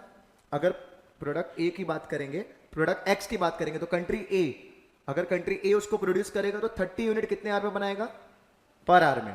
लेकिन अगर हम लोग बात करेंगे कंट्री बी, तो पर आवर में वो कितना यूनिट बना रहा है क्लास, ओनली 5 यूनिट प्रोड्यूस करता है। यहां पे ये 30 यूनिट बन जाएगा यहाँ पे, और यहाँ पे ओनली कितना बनने वाला है, 5 यूनिट पर आवर। मतलब अगर मैं बोलूं तो country A is better in production of product X is compare to the country B. मैं बोल सकता हूं कि नहीं, बराबर। अच्छा, अगर मैं सेम प्रोडक्ट की बात करूं, प्रोडक्ट वाई को बनाने के लिए country A should spend 1 hour for the production of 20 unit. 20 unit कितने आवर में बनेगा, 1 आवर में। लेकिन अगर प्रोडक्ट वाई, अगर कंट्री बी बनाता है तो 1 आवर में वो कितना बना लेता है क्लास, 25। मतलब over here we can say that product Y के लिए बेस्ट कंट्री कौन होगी, country B. Country B is a better producer of product Y as compare to the product. तो अब इस केस में क्या करना चाहिए, कंपैरेटिव एडवांटेज किसको है, कंपैरेटिव एडवांटेज दिख रहा है कि नहीं। कंपैरेटिव एडवांटेज अगर देखोगे तो प्रोडक्ट एक्स का कंपैरेटिव एडवांटेज किसको है क्लास, कंट्री ए को। एंड प्रोडक्ट एडवांटेज, वहां पे कॉस्ट प्रोडक्शन का एडवांटेज किसको है, प्रोडक्ट कंट्री बी को। समझ में आ रहा है? तो ये चीज एक्सप्लेन करने का ट्राई किया हम लोगों के स्मिथ सर ने, एडम स्मिथ ने। Under this theory an exchange of goods, देखो क्या लिखा है, थर्ड पॉइंट की बात करो। Under this theory an exchange of goods will take place only if each of the two country can produce one commodity and absolutely lower production cost than the other country. Each country with an absolute advantage over the another country in the production of item can trade such item and hence gain in terms of international trade. Absolute advantage refers to ability of a party to produce more of a goods or service than the competitor using the same amount of resource. अब देखो यहाँ पे resource किसको बोला, time को। Resource किसको बोला यहाँ पे, टाइम। यहाँ पे रिसोर्स क्या लिया है, टाइम लिया हुआ है, बराबर। प्रोडक्ट दो है हमारे पास, as I said there are 3 types of resource, physical, financial और ह्यूमन। तो यहाँ पे ह्यूमन रिसोर्स की बात कर रहा है कि अगर हम लोग ह्यूमन की बात करेंगे तो 1 आवर के अंदर country A 30 unit, country B 5 unit. But अगर प्रोडक्ट वाई की बात करेंगे तो प्रोडक्ट वाई के लिए 20 यूनिट पर आवर यहाँ पे लग रहा है ए को, 25 यूनिट पर आवर किसको लग रहा है, बी को, बराबर। तो अब ऐसे केसेस में ऑब्वियसली एक कंट्री को क्या करना चाहिए, एक प्रोडक्ट को ज्यादा फोकस करना चाहिए और दूसरा प्रोडक्ट क्या करना चाहिए, इंपोर्ट कर लेना चाहिए, बराबर। ये बोलना था एडम स्मिथ जी का। एक्सप्लेनेशन देखो दिया है, टेबल समझ में आया क्लास, पक्का क्लियर हुआ। Next is what, here country A is better equipped to produce product X, that is 30 unit versus the 5 unit, whereas the country B is better equipped to produce the product Y. Both country will gain by trading with one another, by which country A will specialize in product X and country B will specialize in product। अरे समझ में आ रहा है क्या class? Normally वो simple सा एक लाइन है कि the country who are good in the production of particular commodity, they should focus on that particular commodity। Simple एकदम, कि आप जिसमें अच्छे हो आपको क्या करना चाहिए, उसको प्रोड्यूस करना चाहिए। in which commodity you are not good, आपको क्या करना चाहिए, इंपोर्ट कर लेना चाहिए। ऐसा एडम स्मिथ का बोलना था। This is what called as a theory of cost advantage, comparative cost advantage. If specialization take place but there is international trade, resident of country A will not have product Y, resident of country B will not product x at all, this situation is avoided by engaging in international trade. अब बोलते हैं यहाँ पे या तो ऐसा हो कि एक कंट्री, जैसे कि अभी कंट्री ए में, कंट्री ए को एडवांटेज किसका था, प्रोडक्ट एक्स का, ठीक है, तो कंट्री वाई क्या करे, कंट्री वाई सॉरी कंट्री ए जो है प्रोडक्ट वाई को इग्नोर कर दे, और कंट्री बी को किसका एडवांटेज था, वाई का, सो प्रोडक्ट एक्स क्या करे, वो इग्नोर कर दे। ऐसा तो पॉसिबल नहीं, क्यों, क्योंकि इंटरनेशनल मार्केट है, आज ओपन मार्केट है, तो कंपनी कंट्री को क्या करना चाहिए, आप जिसमें बेस्ट हो आप क्या करो, उसका प्रोडक्शन स्टार्ट करो, प्रोडक्शन करो। Gains may not always be distributed equally between country A and B. Say if 1 unit of X is traded for 1 unit of Y. Obviously equally भी नहीं हो सकता है, क्योंकि अगर हम लोग यहाँ पे देखेंगे तो डिफरेंस कितने का आ रहा है, एक कितना प्रोड्यूस कर रहा है 30 यूनिट पर आवर, यहाँ पे कितना आ रहा था 30 यूनिट, यहाँ पे 5 यूनिट और यहाँ पे कितना आ रहा है 25, तो 1:1 का भी गेन नहीं होगा। ऐसा मत सोचो कि मतलब अगर मैंने 100 रुपीज का 100 का प्रोडक्ट मैं प्रोड्यूस करता हूँ, कंट्री ए प्रोड्यूस करती है, तो हम लोग क्या करेंगे, कंट्री बी से भी 100 के रेट पे लेंगे, नहीं। Obviously if India is good in agricultural product, so India will be going to produce the agricultural product. If Japan is good in technology, तो वो क्या करेगा, टेक्नोलॉजी पे फोकस करेगा, but we can not compare the price of agricultural product and the technology. मेरी बात समझ में आ रही है क्या? अब ऐसा नहीं बोल सकते कि भाई मैं एग्रीकल्चर प्रोडक्ट में गुड अच्छा हूं तो मैं एग्रीकल्चर प्रोडक्ट अच्छा बना रहा हूं, सो मेरे को वही रेट में टेक्नोलॉजी चाहिए, नहीं। हमको कंपेरेटिव एडवांटेज मिलेगा, क्यों, because we are good in agriculture, तो हम एग्रीकल्चर को ज्यादा अच्छे से तरीके से कर पाएंगे, ज्यादा प्रोडक्शन कर पाएंगे, विच एनहांस द कंट्री का ग्रोथ। समझ में आ रहा है? बट ऑलवेज याद रखना, जो आपका गेन होगा इट विल ऑलवेज 1:1, ये पॉसिबल नहीं है। Class clear? इतना एक बार थियरी रीड करो ना, क्लास एक बार आपकी टेक्स्ट बुक होगी, प्लीज रीड करो एक बार। Hello,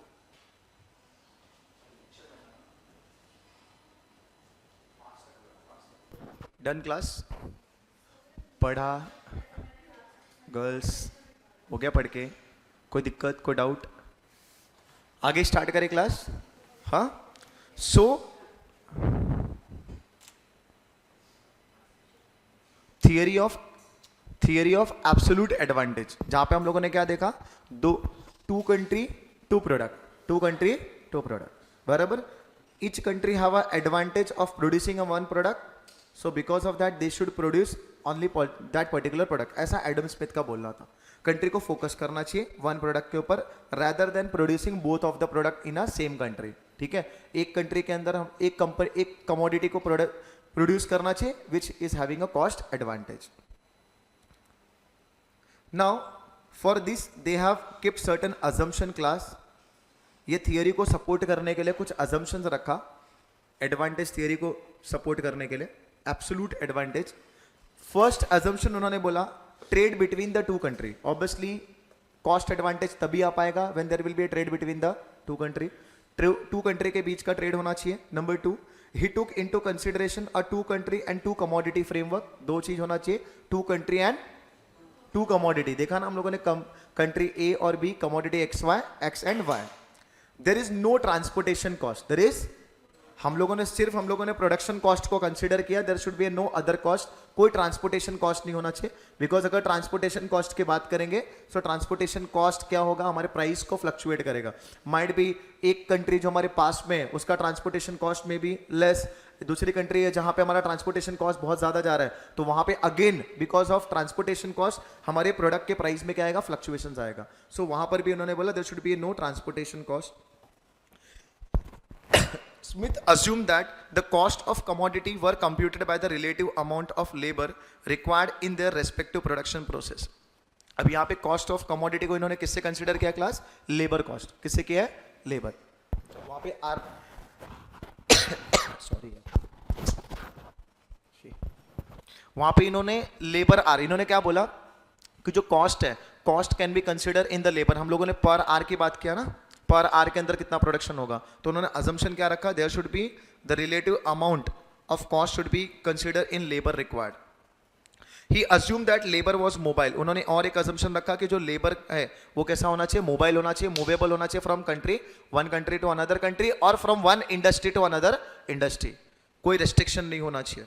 he implicitly assume that any trade between the two country consider would take place if each of two country had an absolutely lower cost in the production of one of the commodity। बराबर, मतलब उनका ये भी मानना था कि अगर दो कंट्री को आप कंसिडर भी करते हो, clear, so each of the two country had an absolutely lower cost in the production of one of the commodity. So दोनों ट्रेड करने के लिए भी रेडी होने चाहिए ना.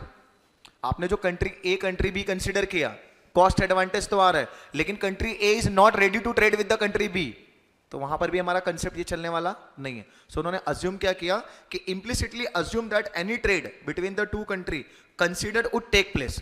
वहां पे ट्रेड होना चाहिए तो ही एडवांटेज आएगा. अगर ट्रेड ही नहीं होगा तो एडवांटेज होगा क्या? भले ही दूसरे बाजू वाली कंट्री के अंदर ही हमारे पास में एक प्रोडक्ट बी का प्राइस बहुत कम है, ठीक है, बट फिर भी there is no trade take place in between the two country, obviously वहां पे कोई कंपैरेटिव एडवांटेज नहीं आएगा. तो उनका अजम्पशन, उन्होंने 6 पॉइंट में अजम्पशन रखा क्लास. पहला क्या बोला? दो कंट्री होना चाहिए, there should be a two country. Second point में क्या बोलते हैं class? Two country two commodity होना चाहिए, two country and two commodity. Third point क्या बोलते हैं? कोई ट्रांसपोर्टेशन कॉस्ट नहीं होना चाहिए, ट्रांसपोर्टेशन कॉस्ट नहीं होगा. स्मिथ का और अजम्पशन क्या था कि रिलेटिव आप जो कॉस्ट भी कंसिडर करोगे वो किसमें होना चाहिए? Labour required. किसमें होना चाहिए क्लास? Labour required. नेक्स्ट उन्होंने अज्यूम किया जो लेबर है वो कैसे होने चाहिए? Mobile. They should be move from one place to another place for a cost advantage. Next after that he has taken that कि two country should ready to do the trade. दोनों के दोनों कंट्री क्या होने चाहिए? Ready होने चाहिए for the trade purpose. Class clear हुआ? एडम स्मिथ का कॉस्ट, हम क्या हो गया? Mobile he assumed that labor was mobile within a country but immobile between the. अभी किसकी बात कर रहे हैं? दो कंट्री की बात कर रहे हैं, बराबर. दो कंट्री के अंदर क्या होना चाहिए? मोबिलिटी होना चाहिए, बराबर. लेकिन अगर मान लो दूसरे कंट्री के अंदर आपने फ्रीडम दे दिया है, ठीक है, दूसरे कंट्री में भी लेबर जा सकता है, तो आपका लेबर क्या होगा? कोई और कंट्री में जाएगा. अगर आपके कंट्री से लेबर मूव हो रहा है तो लेबर का कॉस्ट क्या हो जाएगा?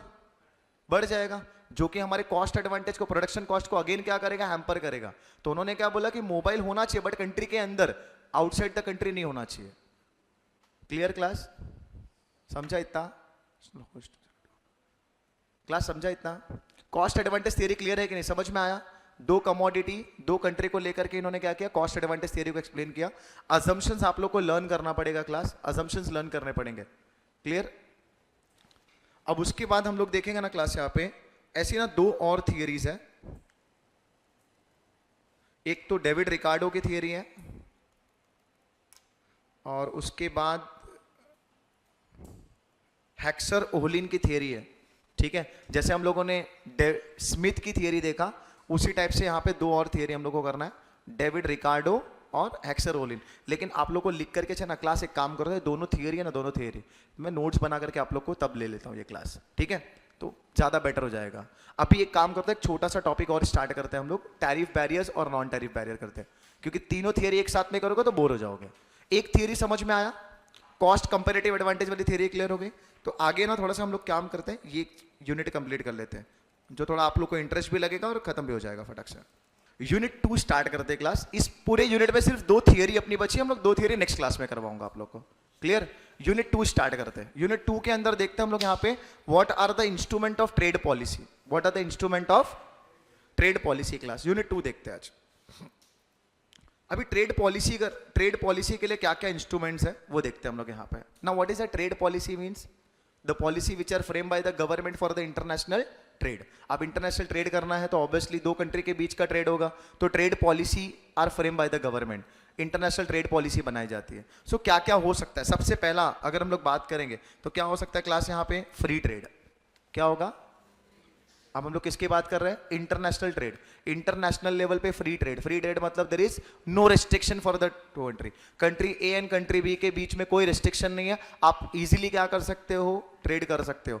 फ्रीडम है ट्रेड का, ठीक है. इंपोर्ट एक्सपोर्ट के ऊपर कोई रेस्ट्रिक्शन नहीं, कोई रेगुलेशन नहीं है. देखो यहाँ पे लिखा, is a situation in which a government does not attempt to restrict what its citizen can buy from or sell to another country. The consequences of free trade both, number 1 static economic gain. बराबर, क्या बोलते हैं यहाँ पे? अगर country में क्या होगा? फ्री ट्रेड होगा. क्या होगा? Free trade. तो स्टैटिक इकोनॉमिक गेन होगा. स्टैटिक इकोनॉमिक मतलब आपका जो इकोनॉमिक गेन, आपका जो प्रॉफिट होगा वो क्या होगा? स्टेबल रहेगा. क्या रहेगा? स्टेबल. बहुत ज्यादा कम, ज्यादा बहुत ज्यादा उसके अंदर फ्लक्चुएशंस नहीं आएगा, ठीक है. Next is what dynamic economic gain, बोलता है दो चीज हो सकता है, since free trade support a higher level of domestic consumption and more efficient utilisation of the resources. और दूसरा क्या हो सकता है, डायनामिक इकोनॉमिक गेन हो सकता है। Dynamic economic gain means what, free trade stimulate economic growth and creation of wealth. आपका वेल्थ क्या होगा क्लास, क्रिएट होगा। तो बोलते हैं यहाँ पे फ्री ट्रेड से दो चीज हो सकता है, एक तो आपका स्टैटिक इकोनॉमिक गेन आपका जो होगा वो स्टेबल रहेगा, या तो डायनामिक होगा, बहुत ज्यादा अप एंड डाउन हो सकता है उसके अंदर। अगर आप क्या करते हो कंट्री के अंदर, फ्री ट्रेड करते हो, अगर गवर्नमेंट कोई रिस्ट्रिक्शंस नहीं लगाती इन between the trade for the other country. Next आता है क्लास यहाँ पे, दूसरा क्या हो सकता है, रेस्ट्रिक्शंस और बैरियर्स। ट्रेड पॉलिसी में गवर्नमेंट और क्या कर सकती है क्लास, रेस्ट्रिक्शंस लगा सकती है, बैरियर्स लगा सकती है। Yes obviously, quota system, custom duty, हाँ हैवी टैक्सेस लगा सकती है गवर्नमेंट, किसके लिए, ट्रेड को स्टॉप करने के लिए, रोकने के लिए, क्योंकि each and every government try to stop the import. कोई नहीं चाहता मेरे कंट्री के अंदर ज्यादा इंपोर्ट हो, क्लियर। और सर्टेन टाइम तो कई बार कंट्री क्या करती है, एक्सपोर्ट को भी स्टॉप करने का ट्राई करती है कि भाई this particular good should not be exported which is demand in India. अगर हमारे इंडिया में डिमांड नहीं कंप्लीट हो पा रहा है, वो गुड्स अगर आप एक्सपोर्ट करते हो तो गवर्नमेंट क्या करती है, ऐसे गुड्स के ऊपर हैवी टैक्स चार्ज करती है, हैवी ड्यूटी लगाती है, जिसकी वजह से उसका एक्सपोर्ट भी क्या होगा, कम होगा, डिक्रीज होगा class. So next part is what class, restrictions और the barriers. However, government intervention in restrictions, free flow of goods and service is found in many form in the practical world, which take the form of trade barriers. The main purpose of imposing trade barrier, क्यों लगाया जाता है class, trade barrier क्यों करते हैं हम लोग, ये गवर्नमेंट ट्रेड बैरियर्स लगाती क्यों है, क्या क्या रीजंस है। Number 1, to protect the domestic industries from the foreign competitions. सही कि नहीं, आज फॉरेन कंपनीज जो आती, ठीक है, फॉरेन कंपनी के ऊपर गवर्नमेंट क्या करती है, डबल ट्रिपल टैक्स चार्ज करती है। जो फॉरेन गुड्स होते हैं, फॉरेन कंट्री के जो गुड्स होते हैं, जो फॉरेन कंट्री में बन करके इंडिया में सेल होने के लिए आते हैं, उनके ऊपर गवर्नमेंट क्या करती है, हाई टैक्स चार्ज करती है as compare to the domestic market और डोमेस्टिक ट्रेडर्स के ऊपर, बराबर। क्यों ऐसा किया जाता है, only to protect the domestic industry. अगर मान लो डोमेस्टिक इंडस्ट्री से गवर्नमेंट 10% टैक्स चार्ज करती है, तो फॉरेनर से क्या करेगी, 20-30% चार्ज करते हैं, जिससे क्या होगा, फॉरेन कंट्री के सेलर का गुड्स क्या होगा, महंगा होगा, कॉस्टली होगा, और the domestic trader will get the advantage of it, और डोमेस्टिक सेलर का बिजनेस क्या होगा, बढ़ेगा। तो हर कंट्री चाहता है हमारे कंट्री के अंदर के जो सेलर्स हैं उनका गुड्स क्या होना चाहिए, ज्यादा सेल होना चाहिए as compare to the foreign trade. And for that purpose government क्या करती है, they impose a heavy duty on the imported और एक्सपोर्टेड गुड्स। बोलो नहीं, अच्छा। सो ट्रेड बैरियर्स क्यों लगाते हैं, what are the reason class. Trade barrier का first reason is what, to protect the domestic industry. Second reason, to conserve the foreign exchange reserve of the country.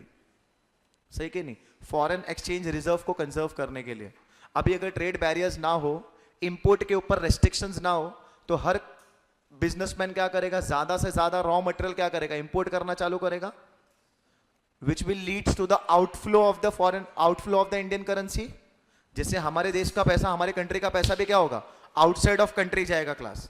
समझ में आ रहा है। सो क्या बोलते हैं यहाँ पे, to conserve the foreign exchange को कंजर्व करने के लिए, to make the balance of payment favourable. Yes obviously, हम लोग और ट्रेड रेस्ट्रिक्शंस क्यों लगाते हैं, इंपोर्ट के ऊपर, एक्सपोर्ट के ऊपर गवर्नमेंट रेस्ट्रिक्शन क्यों लगाती है, कि हमारा जो बैलेंस ऑफ पेमेंट होना चाहिए वो फेवरेबल होना चाहिए। क्योंकि अगर हम लोग नहीं लगाएंगे ये सब, ठीक है, तो क्या होगा, पब्लिक ज्यादा से ज्यादा इंपोर्ट करेगी, जिसकी वजह से हमारा जो बैलेंस ऑफ पेमेंट होगा it will always go on deficit.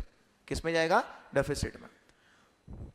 To check on the conspicuous consumption, बराबर, ऐसे consumption which is not required, which is harmful, ठीक है, ऐसे कंजम्पशन को रोकने के लिए भी क्या करती है गवर्नमेंट, बैरियर्स लगाती है।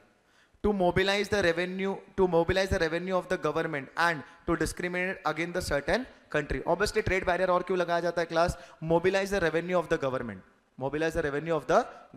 गवर्नमेंट अपने रेवेन्यू को मोबिलाइज करने के लिए रेस्ट्रिक्शंस लगाती है, इंपोर्ट एक्सपोर्ट के ऊपर टैक्स चार्ज करती है। साथ ही साथ में discriminate against a certain country. अभी मेरा पर्टिकुलर कंट्री से, लेट्स अज्यूम पाकिस्तान से हमारा अच्छा रिलेशन नहीं है, सो गवर्नमेंट क्या करेगी, पाकिस्तान के गुड्स के ऊपर हाई टैक्स चार्ज करेगी। Because of that none of the Indian seller will buy the goods from Pakistan. समझ में आ रहा है क्या। सो डिस्क्रिमिनेशन करने के, discriminate against the certain countries. तो ये सब रीजंस है why the government is imposing the trade barriers or restrictions on the goods and services class। कुछ नोट लिखा हुआ है क्लास यहाँ पे। Depending on economic situation, trade barrier may be oriented towards promoting export and promoting import. Yes obviously trade barrier दोनों तरीके से हो सकता है ना. कुछ गवर्नमेंट पॉलिसी ऐसा बनाएगी जहां पे एक्सपोर्ट को प्रमोट किया जाएगा, और कई बार क्या किया जाता है, इंपोर्ट को भी प्रमोट किया जाता है. If you don't have the commodity eight the time of emergency, अगर हमारे कंट्री के अंदर कोई गुड्स का शॉर्टेज आ गया तो गवर्नमेंट क्या करेगी, इंपोर्ट पे भी क्या करेगी, वहां पे आपको सब्सिडीज प्रोवाइड करेगी कि आप जितना ज्यादा हो सके उतना ज्यादा इंपोर्ट करो. Only in the interest of the country, in the interest of the country, जिसके अंदर कंट्री का बेनिफिट होना चाहिए. क्लास समझ में आ रहा है? दोनों टाइप का हो सकता है. तो फर्स्ट पॉइंट हम लोगों ने क्या देखा क्लास, यहाँ पे फर्स्ट पॉइंट हम लोगों ने किया था यहाँ पे फ्री ट्रेड. ट्रेड पॉलिसी के अंदर पहला क्या था, फ्री ट्रेड, जहां पे गवर्नमेंट ने क्या रखा है, ऑल सिटीजन के बीच में कोई भी ट्रेड रेस्ट्रिक्शंस नहीं होगा. सेकंड हम लोगों ने क्या देखा, रेस्ट्रिक्शंस और बैरियर्स, रेस्ट्रिक्शंस और बैरियर्स. थर्ड पॉइंट आता है क्लास यहाँ पे ट्रेड पॉलिसी. क्या आती है, trade policy. Certain time government क्या करती है, ट्रेड पॉलिसी बनाती है. ठीक है, अब वो पॉलिसी फेवरेबल भी हो सकती है, अनफेवरेबल भी हो सकती है. ठीक है, अब इंपोर्टर के लिए, एक्सपोर्टर के लिए ट्रेड पॉलिसी कैसा होगा. Trade policy refers to the instrument and mechanisms that government may use to promote और restrict the import and export. Class समझ में आ रहा है? ट्रेड पॉलिसी क्या है, एक इंस्ट्रूमेंट है, एक मैकेनिज्म है, जिसकी वजह से गवर्नमेंट क्या करती है, अपने इंपोर्ट एंड एक्सपोर्ट को क्या करती है, कंट्रोल करती है. क्लास नाउ नेक्स्ट पार्ट आता है क्लास यहाँ पे, what are the classification of trade policies. अगर क्लासिफिकेशन देखोगे तो trade policies are classified into 3 parts. Number 1 quantity related policy versus price related policy.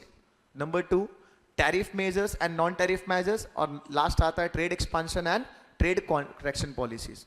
First point अगर देखेंगे हम लोग यहाँ पे क्या बोलते हैं, यहाँ पे quantity related policies and price related policies. कई बार गवर्नमेंट क्या करती है पता है, कोटा सिस्टम लगाती है. कोटा वर्ड सुना है, quota. They keep some quota on a particular goods, कि भाई आप इतने गुड्स के ऊपर आप इंपोर्ट नहीं कर सकते हो. सो क्वांटिटी रिलेटेड पॉलिसी बना दिया, क्वांटिटी रिलेटेड पॉलिसी बना दिया कि भाई आप इतने क्वांटिटी के ऊपर का बाइंग और सेलिंग नहीं कर सकते हो. That policy is what called as a quantity related policy when the policies are framed in according to the quantity. अगला आता है प्राइस रिलेटेड. गवर्नमेंट ने रेस्ट्रिक्शन लगा दिया, below this price you can not sell the product in outside the country. आपको एक margin, एक floor price और एक राइस फ्लोर प्राइस दे दिया, मिनिमम प्राइस दे दिया, और एक आपको मैक्सिमम प्राइस दे दिया कि भाई ये प्राइस के बीच में आपको क्या करना है, डीलिंग करना है. आपको मिनिमम प्राइस बता दिया कि इसके नीचे आप वर्ल्ड मार्केट में सेल नहीं कर सकते हो. क्या लगा दिया, प्राइस रिलेटेड रेस्ट्रिक्शंस लगा दिया. तो 2 प्रोडक्ट क्वांटिटी रिलेटेड पॉलिसीज बनता है और प्राइस रिलेटेड पॉलिसीज बनता है. नेक्स्ट आता है class tariff measures and non tariff measures. Tariff measures and non tariff. Tariff means tax related, और नॉन टैरिफ मतलब जैसे अभी मैंने बोला कोटा लगा दिया. क्लियर, कई जगह पे आपको कुछ रेस्ट्रिक्शंस दे दिया, कई जगह पे कुछ पॉलिसी बना दिया, कुछ लॉ बना दिया, कुछ एक्ट बना दिया. विथ रिगार्डिंग टू दैट आपके ट्रेड को क्या किया जाएगा, मेजर किया जाएगा. नेक्स्ट आता है trade expansion versus trade contraction. अब गवर्नमेंट क्या ट्राई कर रही है, ट्रेड को एक्सपांड करने का देख रही है कि ट्रेड को कॉन्ट्रैक्ट करने का देख रही है. अगर ट्रेड एक्सपांड करने को देखेगी तो जो पॉलिसी बनाई जाएगी वो थोड़ी सी क्या बनाई जाएगी, लिबरल बनाई जाएगी. गवर्नमेंट क्या करेगी, थोड़ी लिबरल पॉलिसी बनाएगी, थोड़ा फ्रीडम देगा वहां पे बिजनेसमैन को. अगर ट्रेड को कॉन्ट्रैक्ट करना है कि नहीं ये ट्रेड नहीं करना है, ये बिजनेस ये प्रोडक्ट नहीं सेल करना है, for that government will frame अ थोड़ा सा बोलते स्ट्रिक्ट पॉलिसी बनाई जाएगी. क्लास समझ में आ रहा है? तो there are 6 types of policies which can be frame by the government.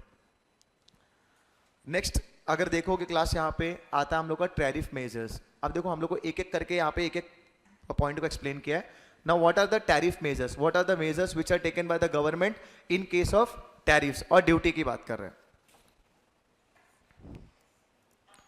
Now tariff अगर बोलेंगे तो सिंपल वर्ड में tariff means what class, tariff is what? Tariff is a tax or a duty imposed on a goods and services that are imported or exported.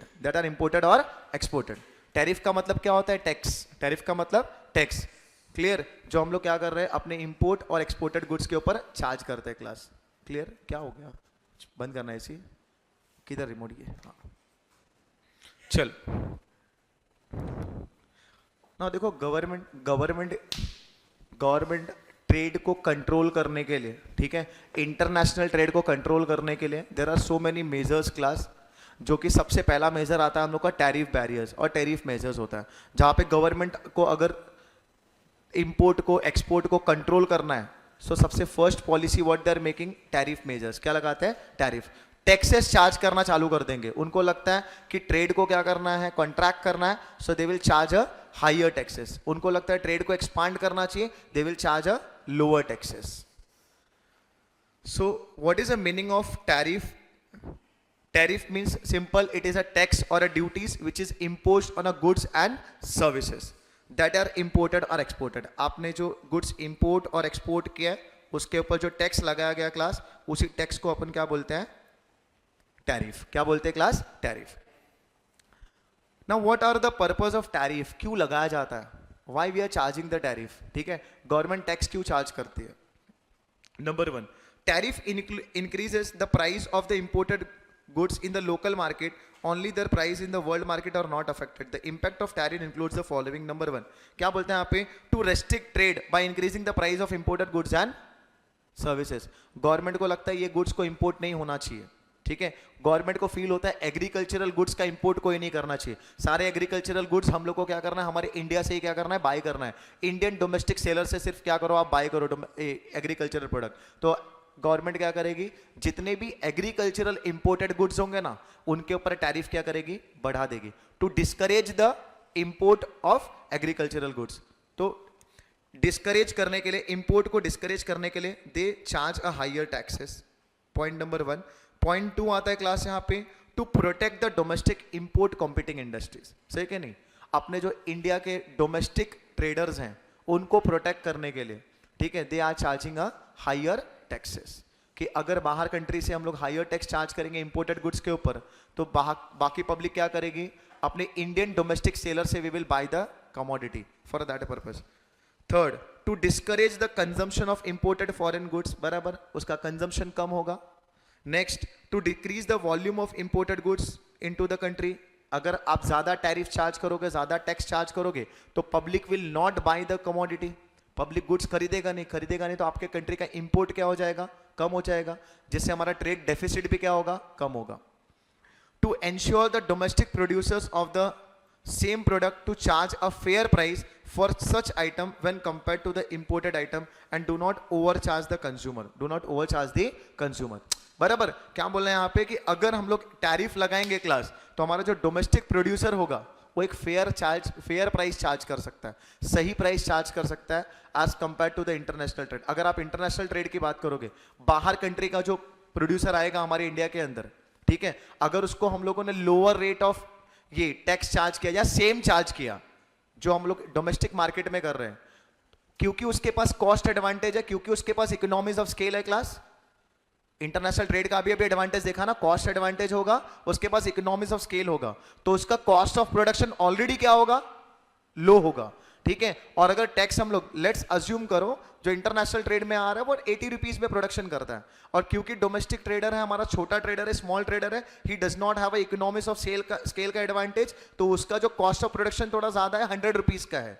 If government is charging 10% दोनों से, तो इसका cost हो गया 100 plus 10 110 हो गया, उसका 80 plus 8 कितना हो गया, 88, अभी भी he is now in advantage. So for that purpose government क्या करती है, टैरिफ चार्ज करती है कि उनसे ज्यादा टैरिफ लिया जाए, बिकॉज ऑफ दैट एक फेयर प्राइस, दोनों एक सही प्राइस चार्ज कर पाए मार्केट के अंदर। क्लास समझ में आ रहा है? मेकिंग देम डियर, डियर मतलब कि उसका कंजम्पशन कम होना चाहिए, डिक्रीज होना चाहिए। देखो ना लिखा है, to discourage the consumption of imported goods by making them dear. Dear मतलब इसमें इकोनॉमिक्स का कोई चैप्टर में है, आप लोगों को डियर मार्केट किया रहेगा, आप लोगों ने मार्केट चैप्टर में रहेगा, डियर वर्ड यूज किया है।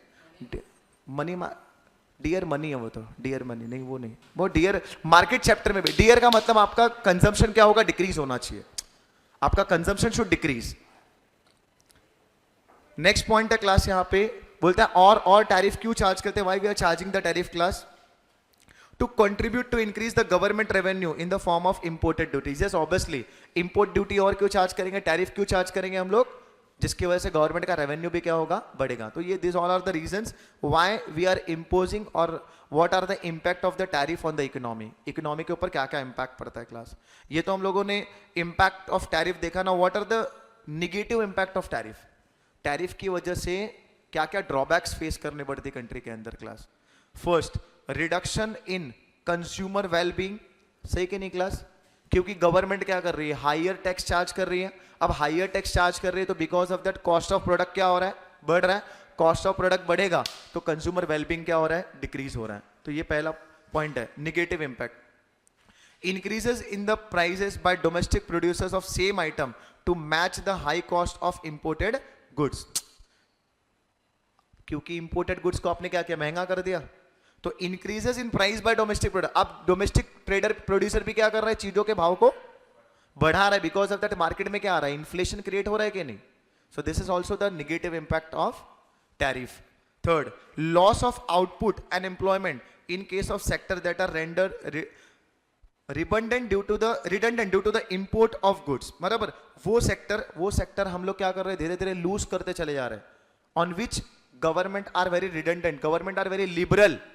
गवर्नमेंट ऐसे सेक्टर के ऊपर जिसके ऊपर क्या कर रही है, फ्री पॉलिसी बना रही है। गवर्नमेंट ऐसे पॉलिसी जहां पे फ्रीडम दिया, लिबरल पॉलिसी बनाया है, ऐसे सेक्टर को हम लोग क्या करते जाएंगे पता है, पूरा पीछे छोड़ जाएंगे। हम क्या करेंगे, वो गुड्स बाहर से ही मंगाने लगेंगे और पूरा का पूरा हमारा डिपेंडेंसी हो जाएगा। Understand what I am saying. जैसे हम लोग टेक्नोलॉजी बात करते हैं कि टेक्नोलॉजी हम लोग बाहर कंट्री से मंगाते हैं, तो क्यों, क्योंकि हमारे यहाँ पे टेक्नोलॉजी अच्छी नहीं है, तो we are dependent for the technology to the other countries. समझ में आ रहा है। Creation of trade distortions by encouraging inefficient production in home country and discourage efficient production in rest of the world। Trade distortion भी आ जाएगा class, trade distortion भी आएगा, ट्रेड के अंदर भी बैरियर, ट्रेड के अंदर भी डिस्क्रिमिनेशन आएगा। By encouraging inefficient production in home country and discourage efficient production in rest of the world. अब क्या बोलते हैं यहाँ पे, अभी हम लोगों ने कॉस्ट एडवांटेज वाला पार्ट किया कि जिस कंट्री में क्या होना चाहिए, जहां पे जो बेस्ट बन रहा है, ठीक है, वो क्या करना चाहिए, हमको प्रोड्यूस करना चाहिए और बाहर कंट्री से इंपोर्ट कर लेना चाहिए। बट टैरिफ की वजह से कंट्री में हम लोग क्या करेंगे पता है, व्हाई, बिकॉज इंपोर्टेड गुड्स के ऊपर government will going to charge a higher tax, जिससे क्या हो रहा है, वो महंगा होता जा रहा है। तो हम लोग अपने कंट्री के अंदर हर प्रोडक्ट को बनाने का ट्राई करेंगे in which we are not efficient. समझ में आ रहा है, देखो क्या लिखा है, creation of trade distortion by encouraging inefficient production in home country. हम लोग होम कंट्री में हर एक चीज प्रोड्यूस करेंगे, बिकॉज ऑफ दैट क्या आएगा, जो इनएफिशिएंट गुड्स है वो भी हम लोग क्या कर रहे हैं, प्रोड्यूस कर रहे हैं। And discourage efficient production in rest of the world. समझ में आया क्लास, समझा ट्रेड बैरियर्स का क्या क्या प्रॉब्लम्स आएगा, समझ में आ रहा है ना। अगर देखोगे क्लास, यहाँ पे देयर आर डिफरेंट टाइप्स का ना टैरिफ होता है। सो बेसिकली यहाँ पे देखोगे टोटल 5 टाइप्स के टैरिफ्स होते हैं, जो कि तुम्हारे एग्जाम के लिए काफी इंपॉर्टेंट है, इस पे से क्वेश्चंस आता है, ठीक है। टाइप्स ऑफ टैरिफ के ऊपर स्टार मार्क चाहिए तो करके ले लो क्लास, ये इंपॉर्टेंट टॉपिक है आप लोग के लिए। Based on manner of computation, अलग अलग टाइप के टैरिफ्स होते हैं। नंबर 1 सबसे पहला आता है ad valorem tariff. Now what are ad valorem tariff class, duties levied as a percentage of value of imported goods. बराबर, अब एड वैलोरम टैरिफ मतलब क्या, आप इंपोर्टेड गुड्स के वैल्यू के ऊपर क्या करोगे, टैक्स लगाते हो। फॉर एग्जांपल देखो लिखा है 10% ad valorem means 10% on the value of imported goods. समझ में आ रहा है, आप क्या करते हो, वैल्यू ऑफ गुड्स के ऊपर अगर टैक्स चार्ज करते हो, टैरिफ चार्ज करते हो, then that tariff is called as a ad valorem tariff.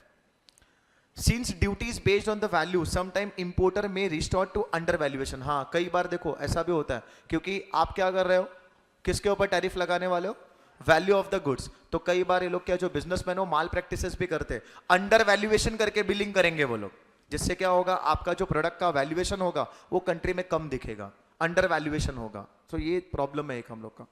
अगला आता है specific tariff class, specific tariff, जहां पे duties levied at the rate per unit of measure of imported item. अब आप किस पे लगा रहे हो, मेजरमेंट के ऊपर, किसके ऊपर, मेजरमेंट के ऊपर, ठीक है। यहां पे क्वांटिटी की बात हो रही है, वहां पे क्या बोला था, यहां पे वैल्यू ऑफ इंपोर्टेड गुड्स, वहां पे आप वैल्यू के ऊपर लगा रहे थे, यहां पे बोलता है rate per unit of measure of imported item. For example ₹500 per unit of major, ₹500 per unit of major. जैसे कि देखो volume etcetera, KG, litre and all. जैसे आप क्या करते हो, वैल्यू कितना है वो फर्क नहीं पड़ता है, क्या वैल्यू होगा प्रोडक्ट का, ठीक है। 1 kg के ऊपर वी विल चार्ज ₹500 का टैक्स। आप 2 kg लाते हो, समझ में आ रहा है what I am saying class. So that is what called as a specific tariff. irrespective of value of the item then imported, the amount of duty remains the same. Next आता है class compound tariff, which is a mix.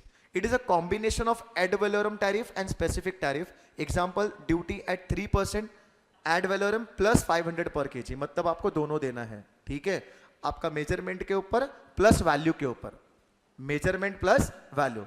अगर आप 1 kg का goods लेके आते हो तो 1 kg for that 1 kg you have to pay 500 rupees plus आपका वो 1 kg का वैल्यूएशन कितना है उसका आपको 2% पे करना है. So ad valorem plus specific measure, तो दोनों को मिला करके कंपाउंड बन जाता है.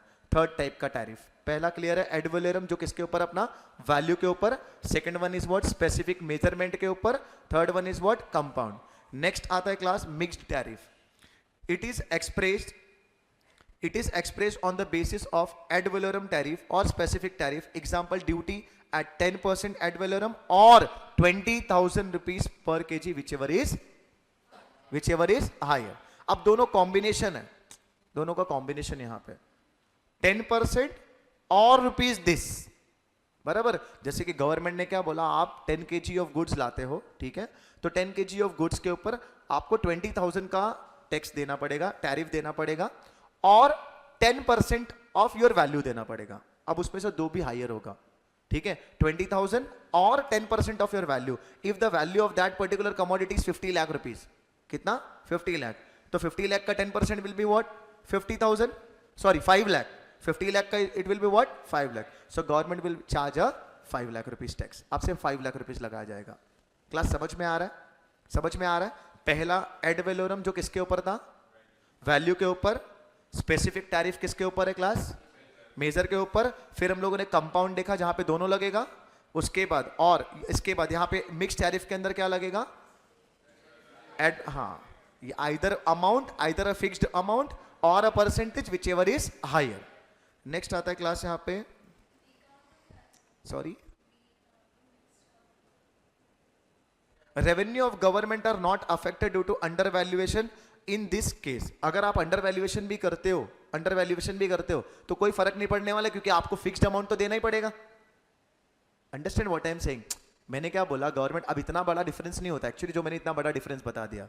फॉर एग्जांपल आई सेड कि आपको क्या करना है, आपका 5 लाख रुपीज का गुड्स है, ठीक है, तो गवर्नमेंट ने बोला either you have to pay the 40,000 rupees flat पे कर दो, या तो आपको क्या करना पड़ेगा, 10% ऑफ योर वैल्यू पे करना पड़ेगा. ठीक है, यही है ना मिक्स्ड, दोनों का ऑप्शन है. तो या तो आप 40,000 पे करो या 10%. तो उन्होंने वैल्यूएशन किया, गुड्स का वैल्यूएशन कितना आ गया, 5 लाख रुपीज का आया. सो व्हाट इज द टैक्स कितना बैठ रहा है यहाँ पे, 50,000. सो government will go this with this, इससे जाएगी. लेकिन क्योंकि हम लोगों ने पहले भी डिस्कस किया, क्योंकि जब हम लोग क्या करते हैं, अमाउंट के ऊपर, वैल्यूएशन के ऊपर टैक्स चार्ज किया जाता है, तो बिजनेसमैन क्या करता है, थोड़ा दिमाग लगाता है और अंडर वैल्यूएशन करता है. अब वो क्या करेगा, इसको कितना दिखाएगा, 3 लाख रुपीज दिखाएगा. कितना दिखाएगा, मेरा गुड्स तो 3 लाख रुपीज का ही है. अभी 3 लाख रुपीज के ऊपर अगर हम लोग देखेंगे, सो व्हाट इज दिस, 30,000 आ जाएगा, कितना आएगा. बट यहां का केस क्या है, फिक्स्ड अमाउंट और this whichever is higher. So you have to pay 40,000 rupees. तो इसके ऊपर, इसका बोलता है गवर्नमेंट के ट्रेजरी के ऊपर, गवर्नमेंट के इनकम के ऊपर बहुत ज्यादा इंपैक्ट नहीं पड़ता, क्योंकि एक फिक्स्ड अमाउंट तो आएगा ही आएगा आपको.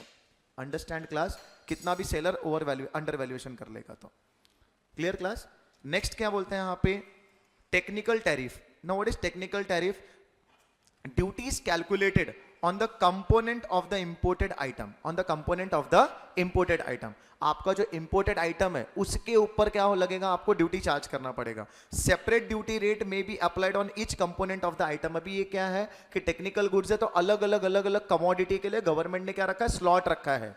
कंप्यूटर पार्ट्स है तो अलग है, हार्डवेयर पार्ट्स है तो अलग, कोई सॉफ्टवेयर आपने मंगाया तो अलग. So for that particular parts के लिए गवर्नमेंट एक स्लॉट रखा है. On the basis of that slot आपको क्या करना पड़ेगा, ड्यूटी पे करना पड़ेगा. That is what called as a technical tariff. क्या है क्लास, टेक्निकल टैरिफ. कंपोनेंट्स के ऊपर आगे आता है tariff rate quotas. Tariff rate quotas. Now tariff rate quota क्या होता है, tariff rate quota protect domestic producer as well as the product. मैंने पहले भी बोला, टैरिफ रेट कोटा मतलब आपको एक पर्टिकुलर कोटा बता दिया कि इससे ज्यादा आप ट्रेड नहीं कर सकते हो.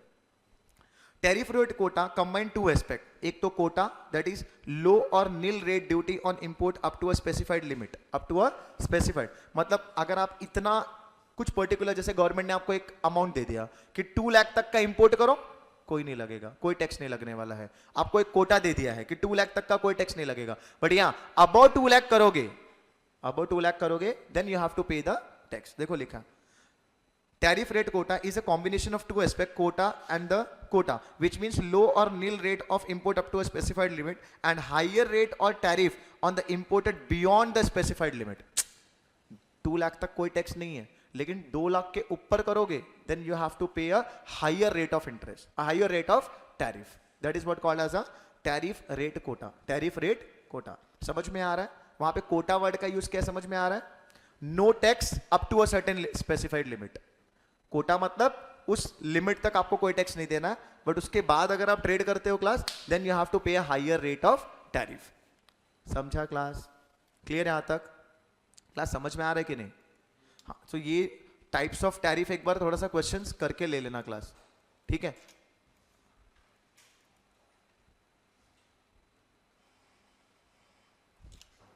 नाउ नेक्स्ट क्लास आता है यहां पे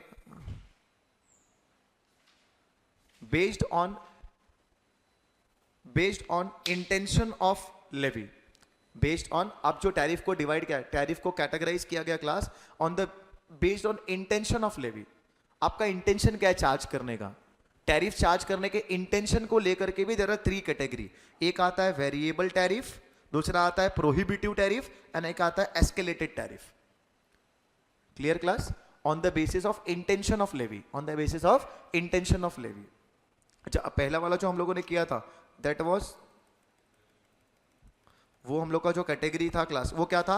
मैनर ऑफ कंप्यूटेशन। आप कंप्यूटेशन कैसे करते हो? तो on the basis of computation हम लोगों ने करीबन 6 टाइप्स देखा, राइट? 5 टाइप्स था। कितना था? 5। On the basis of intention of levy कितना टाइप है क्लास? 3 टाइप्स। पहला आता है variable tariff, second one is what class? Prohibitive tariff and last one is what? Escalated tariff. Now what is variable tariff? नाम variable मतलब, variable मतलब flexible, change, जो change होता है। Duty rate is fixed so as to make the price of imported item equivalent to the domestic price in the home country. बराबर? क्या बोलते हैं यहाँ पे? ड्यूटी रेट, जहां पे जो ड्यूटी रेट, यहाँ पे जो टैक्स रेट है ना, वो फिक्स किया जाता है so as to make the price of imported item equivalent to the domestic price. मतलब ऐसा टैक्स रेट फिक्स किया जाएगा जिसकी वजह से इंपोर्टेड गुड्स हमारे डोमेस्टिक रेट से क्या करना चाहिए? मैच करना चाहिए। क्या करना चाहिए? मैच। देखो समझ में आ रहा है क्या लिखा है? Duty rate is fixed so as to make the price of imported goods equivalent to the domestic price, that is the support price in certain cases in the home country. मतलब यहां पे गवर्नमेंट टैक्स रेट क्या करेगी? Very करेगी as per the domestic rate. हमारा domestic rate अगर 100 rupees है और बाहर कंट्री में जो गुड्स है वो 80 रुपीज में प्रोड्यूस हुआ है, तो उनके ऊपर क्या किया जाएगा? 25% का टैक्स चार्ज करेगी। बिकॉज ऑफ दैट वो क्या होगा? 25% of 80 will be what? 20 rupees. तो 80 + 20 कितना हो गया? 100। अब वो प्रोडक्ट भी हमारे इंडिया में कितने का आ गया? 100 रुपीज, मैच करने के लिए। क्लास समझ में आ रहा है? नेक्स्ट आता है प्रोहिबिटिव टैरिफ। प्रोहिबिटिव टैरिफ क्या बोलते हैं यहाँ पे? Duty rate is fixed so high such that no import will enter. ये तो नाम ही प्रोहिबिट कर रहा है ना, ये टैरिफ क्यों है? प्रोहिबिट कर रहा है, रोकना है, रेस्ट्रिक्शन लगाना है। मतलब ऐसा टैरिफ लगाया जाएगा ना कि कोई इंपोर्ट ही ना करे।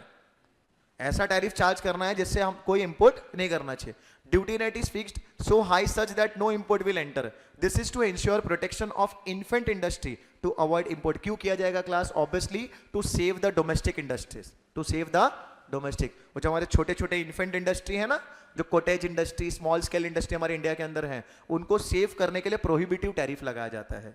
गवर्नमेंट क्या करती है? इंपोर्टेड गुड्स के ऊपर एकदम हाई टैक्स चार्ज करेगी, जिसका कंजम्पशन ही 0 के बराबर हो जाएगा, कोई करेगा ही नहीं उसको कंज्यूम।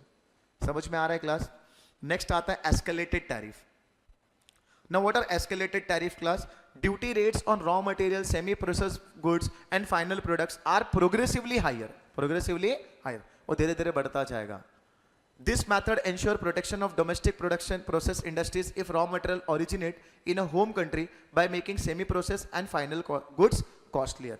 अब देखो, अगर ऐसा कोई गुड्स है जो हमारे कंट्री के अंदर भी बन रहा है, ठीक है, तो ऐसे गुड्स को गवर्नमेंट क्या करेगी, इंपोर्ट करने का नहीं ट्राई करेगी, तो क्या करती है उनके ऊपर, उनके रॉ मटेरियल के ऊपर प्रोग्रेसिव टैक्स लगाना चालू कर देती है। प्रोग्रेसिव मतलब जितना ज्यादा आप रॉ मटेरियल मंगाओगे आपका रेट ऑफ टैक्स क्या होता जाएगा, बढ़ता जाएगा, which discourage the import of raw material of that particular goods. मतलब सेल्फ रिलायंट वाला पार्ट है क्लास, कि आप रॉ मटेरियल क्या करो, अपने इंडिया के अंदर से बाय करो।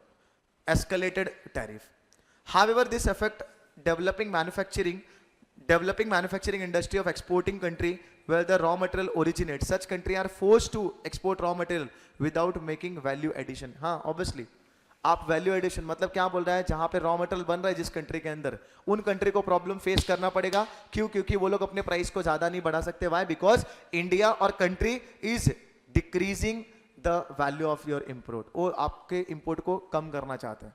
समझ में आ रहा है क्लास क्लियर हुआ? तीन टाइप का टैरिफ है on the basis of intention of levy. तो पहला आता है वेरिएबल टैरिफ है, जहां पे हम लोग क्या करेंगे, टैरिफ चार्ज करेंगे to match the imported price to the domestic price और इंपोर्टेड प्राइस को मैच करने के लिए। दूसरा हम लोगों ने क्या देखा, प्रोहिबिटिव, इतना ज्यादा हायर टैक्स चार्ज करेंगे क्लास कि आप वो गुड्स का कंजम्पशन ना करो। थर्ड पॉइंट में क्या देखा हम लोगों ने, raw material semi process final goods के ऊपर प्रोग्रेसिवली हायर, जैसे जैसे आप रॉ मटेरियल खरीदोगे तो 10% का टैक्स है, सेमी प्रोसेस खरीदोगे 15% का, फाइनल गुड्स खरीदोगे तो 20% का, तो प्रोग्रेसिवली क्या होता जाएगा, बढ़ता जाएगा। क्लास समझ में आ रहा है? अरे समझ में आ रहा है? यस और नो? पक्का?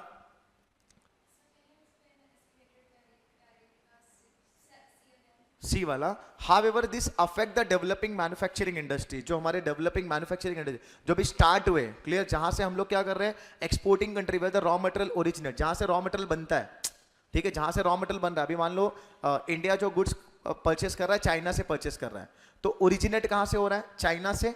सो what will happen, this affect the developing manufacturing country of export country where raw material originate, such country are forced to export raw material without making value addition. अब मैंने क्या बोला, यहाँ पे टैक्स कैसा चलने वाला है, प्रोग्रेसिव मतलब क्या हो गया यहाँ पे, कि मैं रॉ मटेरियल के ऊपर 5% का टैक्स चार्ज करूंगा, अगर सेमी प्रोसेस गुड्स है तो उसके ऊपर क्या करूंगा 10% का, और अगर आप फिनिश गुड्स भेजोगे तो मैं 15% का चार्ज करूंगा। तो बोलो चाइना क्या भेजने का ट्राई करेगा?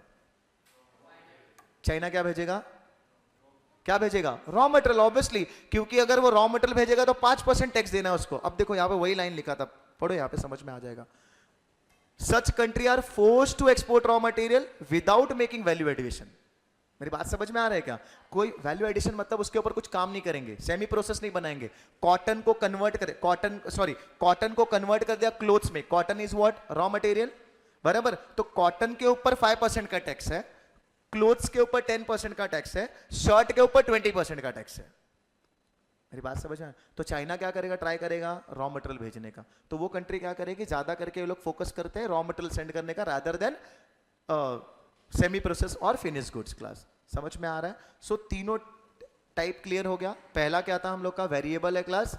वेरिएबल में क्या देखा हम लोगों ने, the tariff is charge in such a situation like the domestic price और the imported price should match. दूसरे में क्या देखा हम लोगों ने, प्रोहिबिटिव, हायर टैक्स चार्ज किया जाएगा टू रिस्ट्रिक्ट द इंपोर्ट। तीसरे में क्या देखा, escalated, where the tax are progressive in nature. समझ में आ रहा है, tax are progressive in nature. समझा क्लास? अभी क्या बचा और क्या है? अच्छा ये रीजंस, नहीं रीजंस बहुत ज्यादा बड़ा हो जाएगा, बस करते क्लास। एक बार एक काम करो, आज जो टॉपिक किया ना अच्छे तो रीड करके ले लो, टैरिफ वाला पार्ट खत्म करते आज के लिए क्लास, ठीक है? 5 मिनट के अंदर वाइंड अप करते क्लास। जस्ट खाली वो टैरिफ वाला पार्ट रीड कर लो, फिर भी अगर कुछ नहीं समझ में आया तो पूछो, एनीवन हैज एनी डाउट तो पूछो क्लास, बिकॉज टैरिफ वाला पार्ट थोड़ा इजी है, ठीक है? कंपैरेटिवली आपके वो थियरी से तो ज्यादा इजी है। हाँ, international price fluctuations mostly for agricultural item में lead to loss of revenue for the exporting country ना। क्या बोलते हैं, अगर मान लो इंटरनेशनल लेवल पे प्राइस में फ्लक्चुएशंस होता है, प्राइस फ्लक्चुएट मतलब अप एंड डाउन हो रहा है, ठीक है? बिकॉज ऑफ दैट क्या होगा, loss of revenue for the exporting country. जो एक्सपोर्ट करेगी उसका प्राइस भी तो डाउन होगा कि नहीं होगा। अभी फॉर एग्जांपल इंडिया की बात करता हूं, इंडिया क्या कर रहा है, एग्रीकल्चर प्रोडक्ट क्या करता है, बाहर कंट्री में सेल कर रहा है। अगर प्राइस में फ्लक्चुएशंस आएगा, रिसेशन आया, बिकॉज ऑफ यूएस में क्या आया, रिसेशन आया, तो वहां का इकोनॉमिक कंडीशन क्या हो गया, down. If I am a good in exporting of agricultural product, बराबर, इंडिया वैसे भी एग्रीकल्चर प्रोडक्ट में क्या है, अच्छा है, तो वहां की कंट्री के अंदर क्योंकि फ्लक्चुएशंस आया, तो वहां का सारा इकोनॉमिक स्टेटस क्या होगा, डाउन होगा. और मुझे तो फोर्सफुली मेरे को क्या करना है, एग्रीकल्चर एक्सपोर्ट करना ही है. सो मेरा रेवेन्यू क्या होगा, मेरे गवर्नमेंट का रेवेन्यू क्या होगा, डिक्लाइन होगा ना. क्यों, क्योंकि any fluctuations in the market, in world market, में affect the price to the exporting country. मैं कौन बन गया, एक्सपोर्टिंग कंट्री बन गया, मैं तो एक्सपोर्ट करता हूं. तो क्यों, क्योंकि वहां के अंदर प्राइस में फ्लक्चुएशंस आ रहा है, तो it will add the loss to the revenue of the government. मेरे गवर्नमेंट का रेवेन्यू क्या होगा, कम हो जाएगा. वो एक डिसएडवांटेज है. Loss of revenue for the exporting country ना, एक्सपोर्टिंग कंट्री का प्राइस क्या होगा, कम होगा. अब कम होगा तो हम लोग को क्या होगा, लॉस होगा वहां पे. Yes, obviously it will B advantage. अब एडवांटेज में उसको नहीं लिख सकते ना, वो पॉइंट डिसएडवांटेज में है. You can add that point in advantage, आप वो ऐड कर सकते हो. चलो बस करते class. Online students will wind up the class here.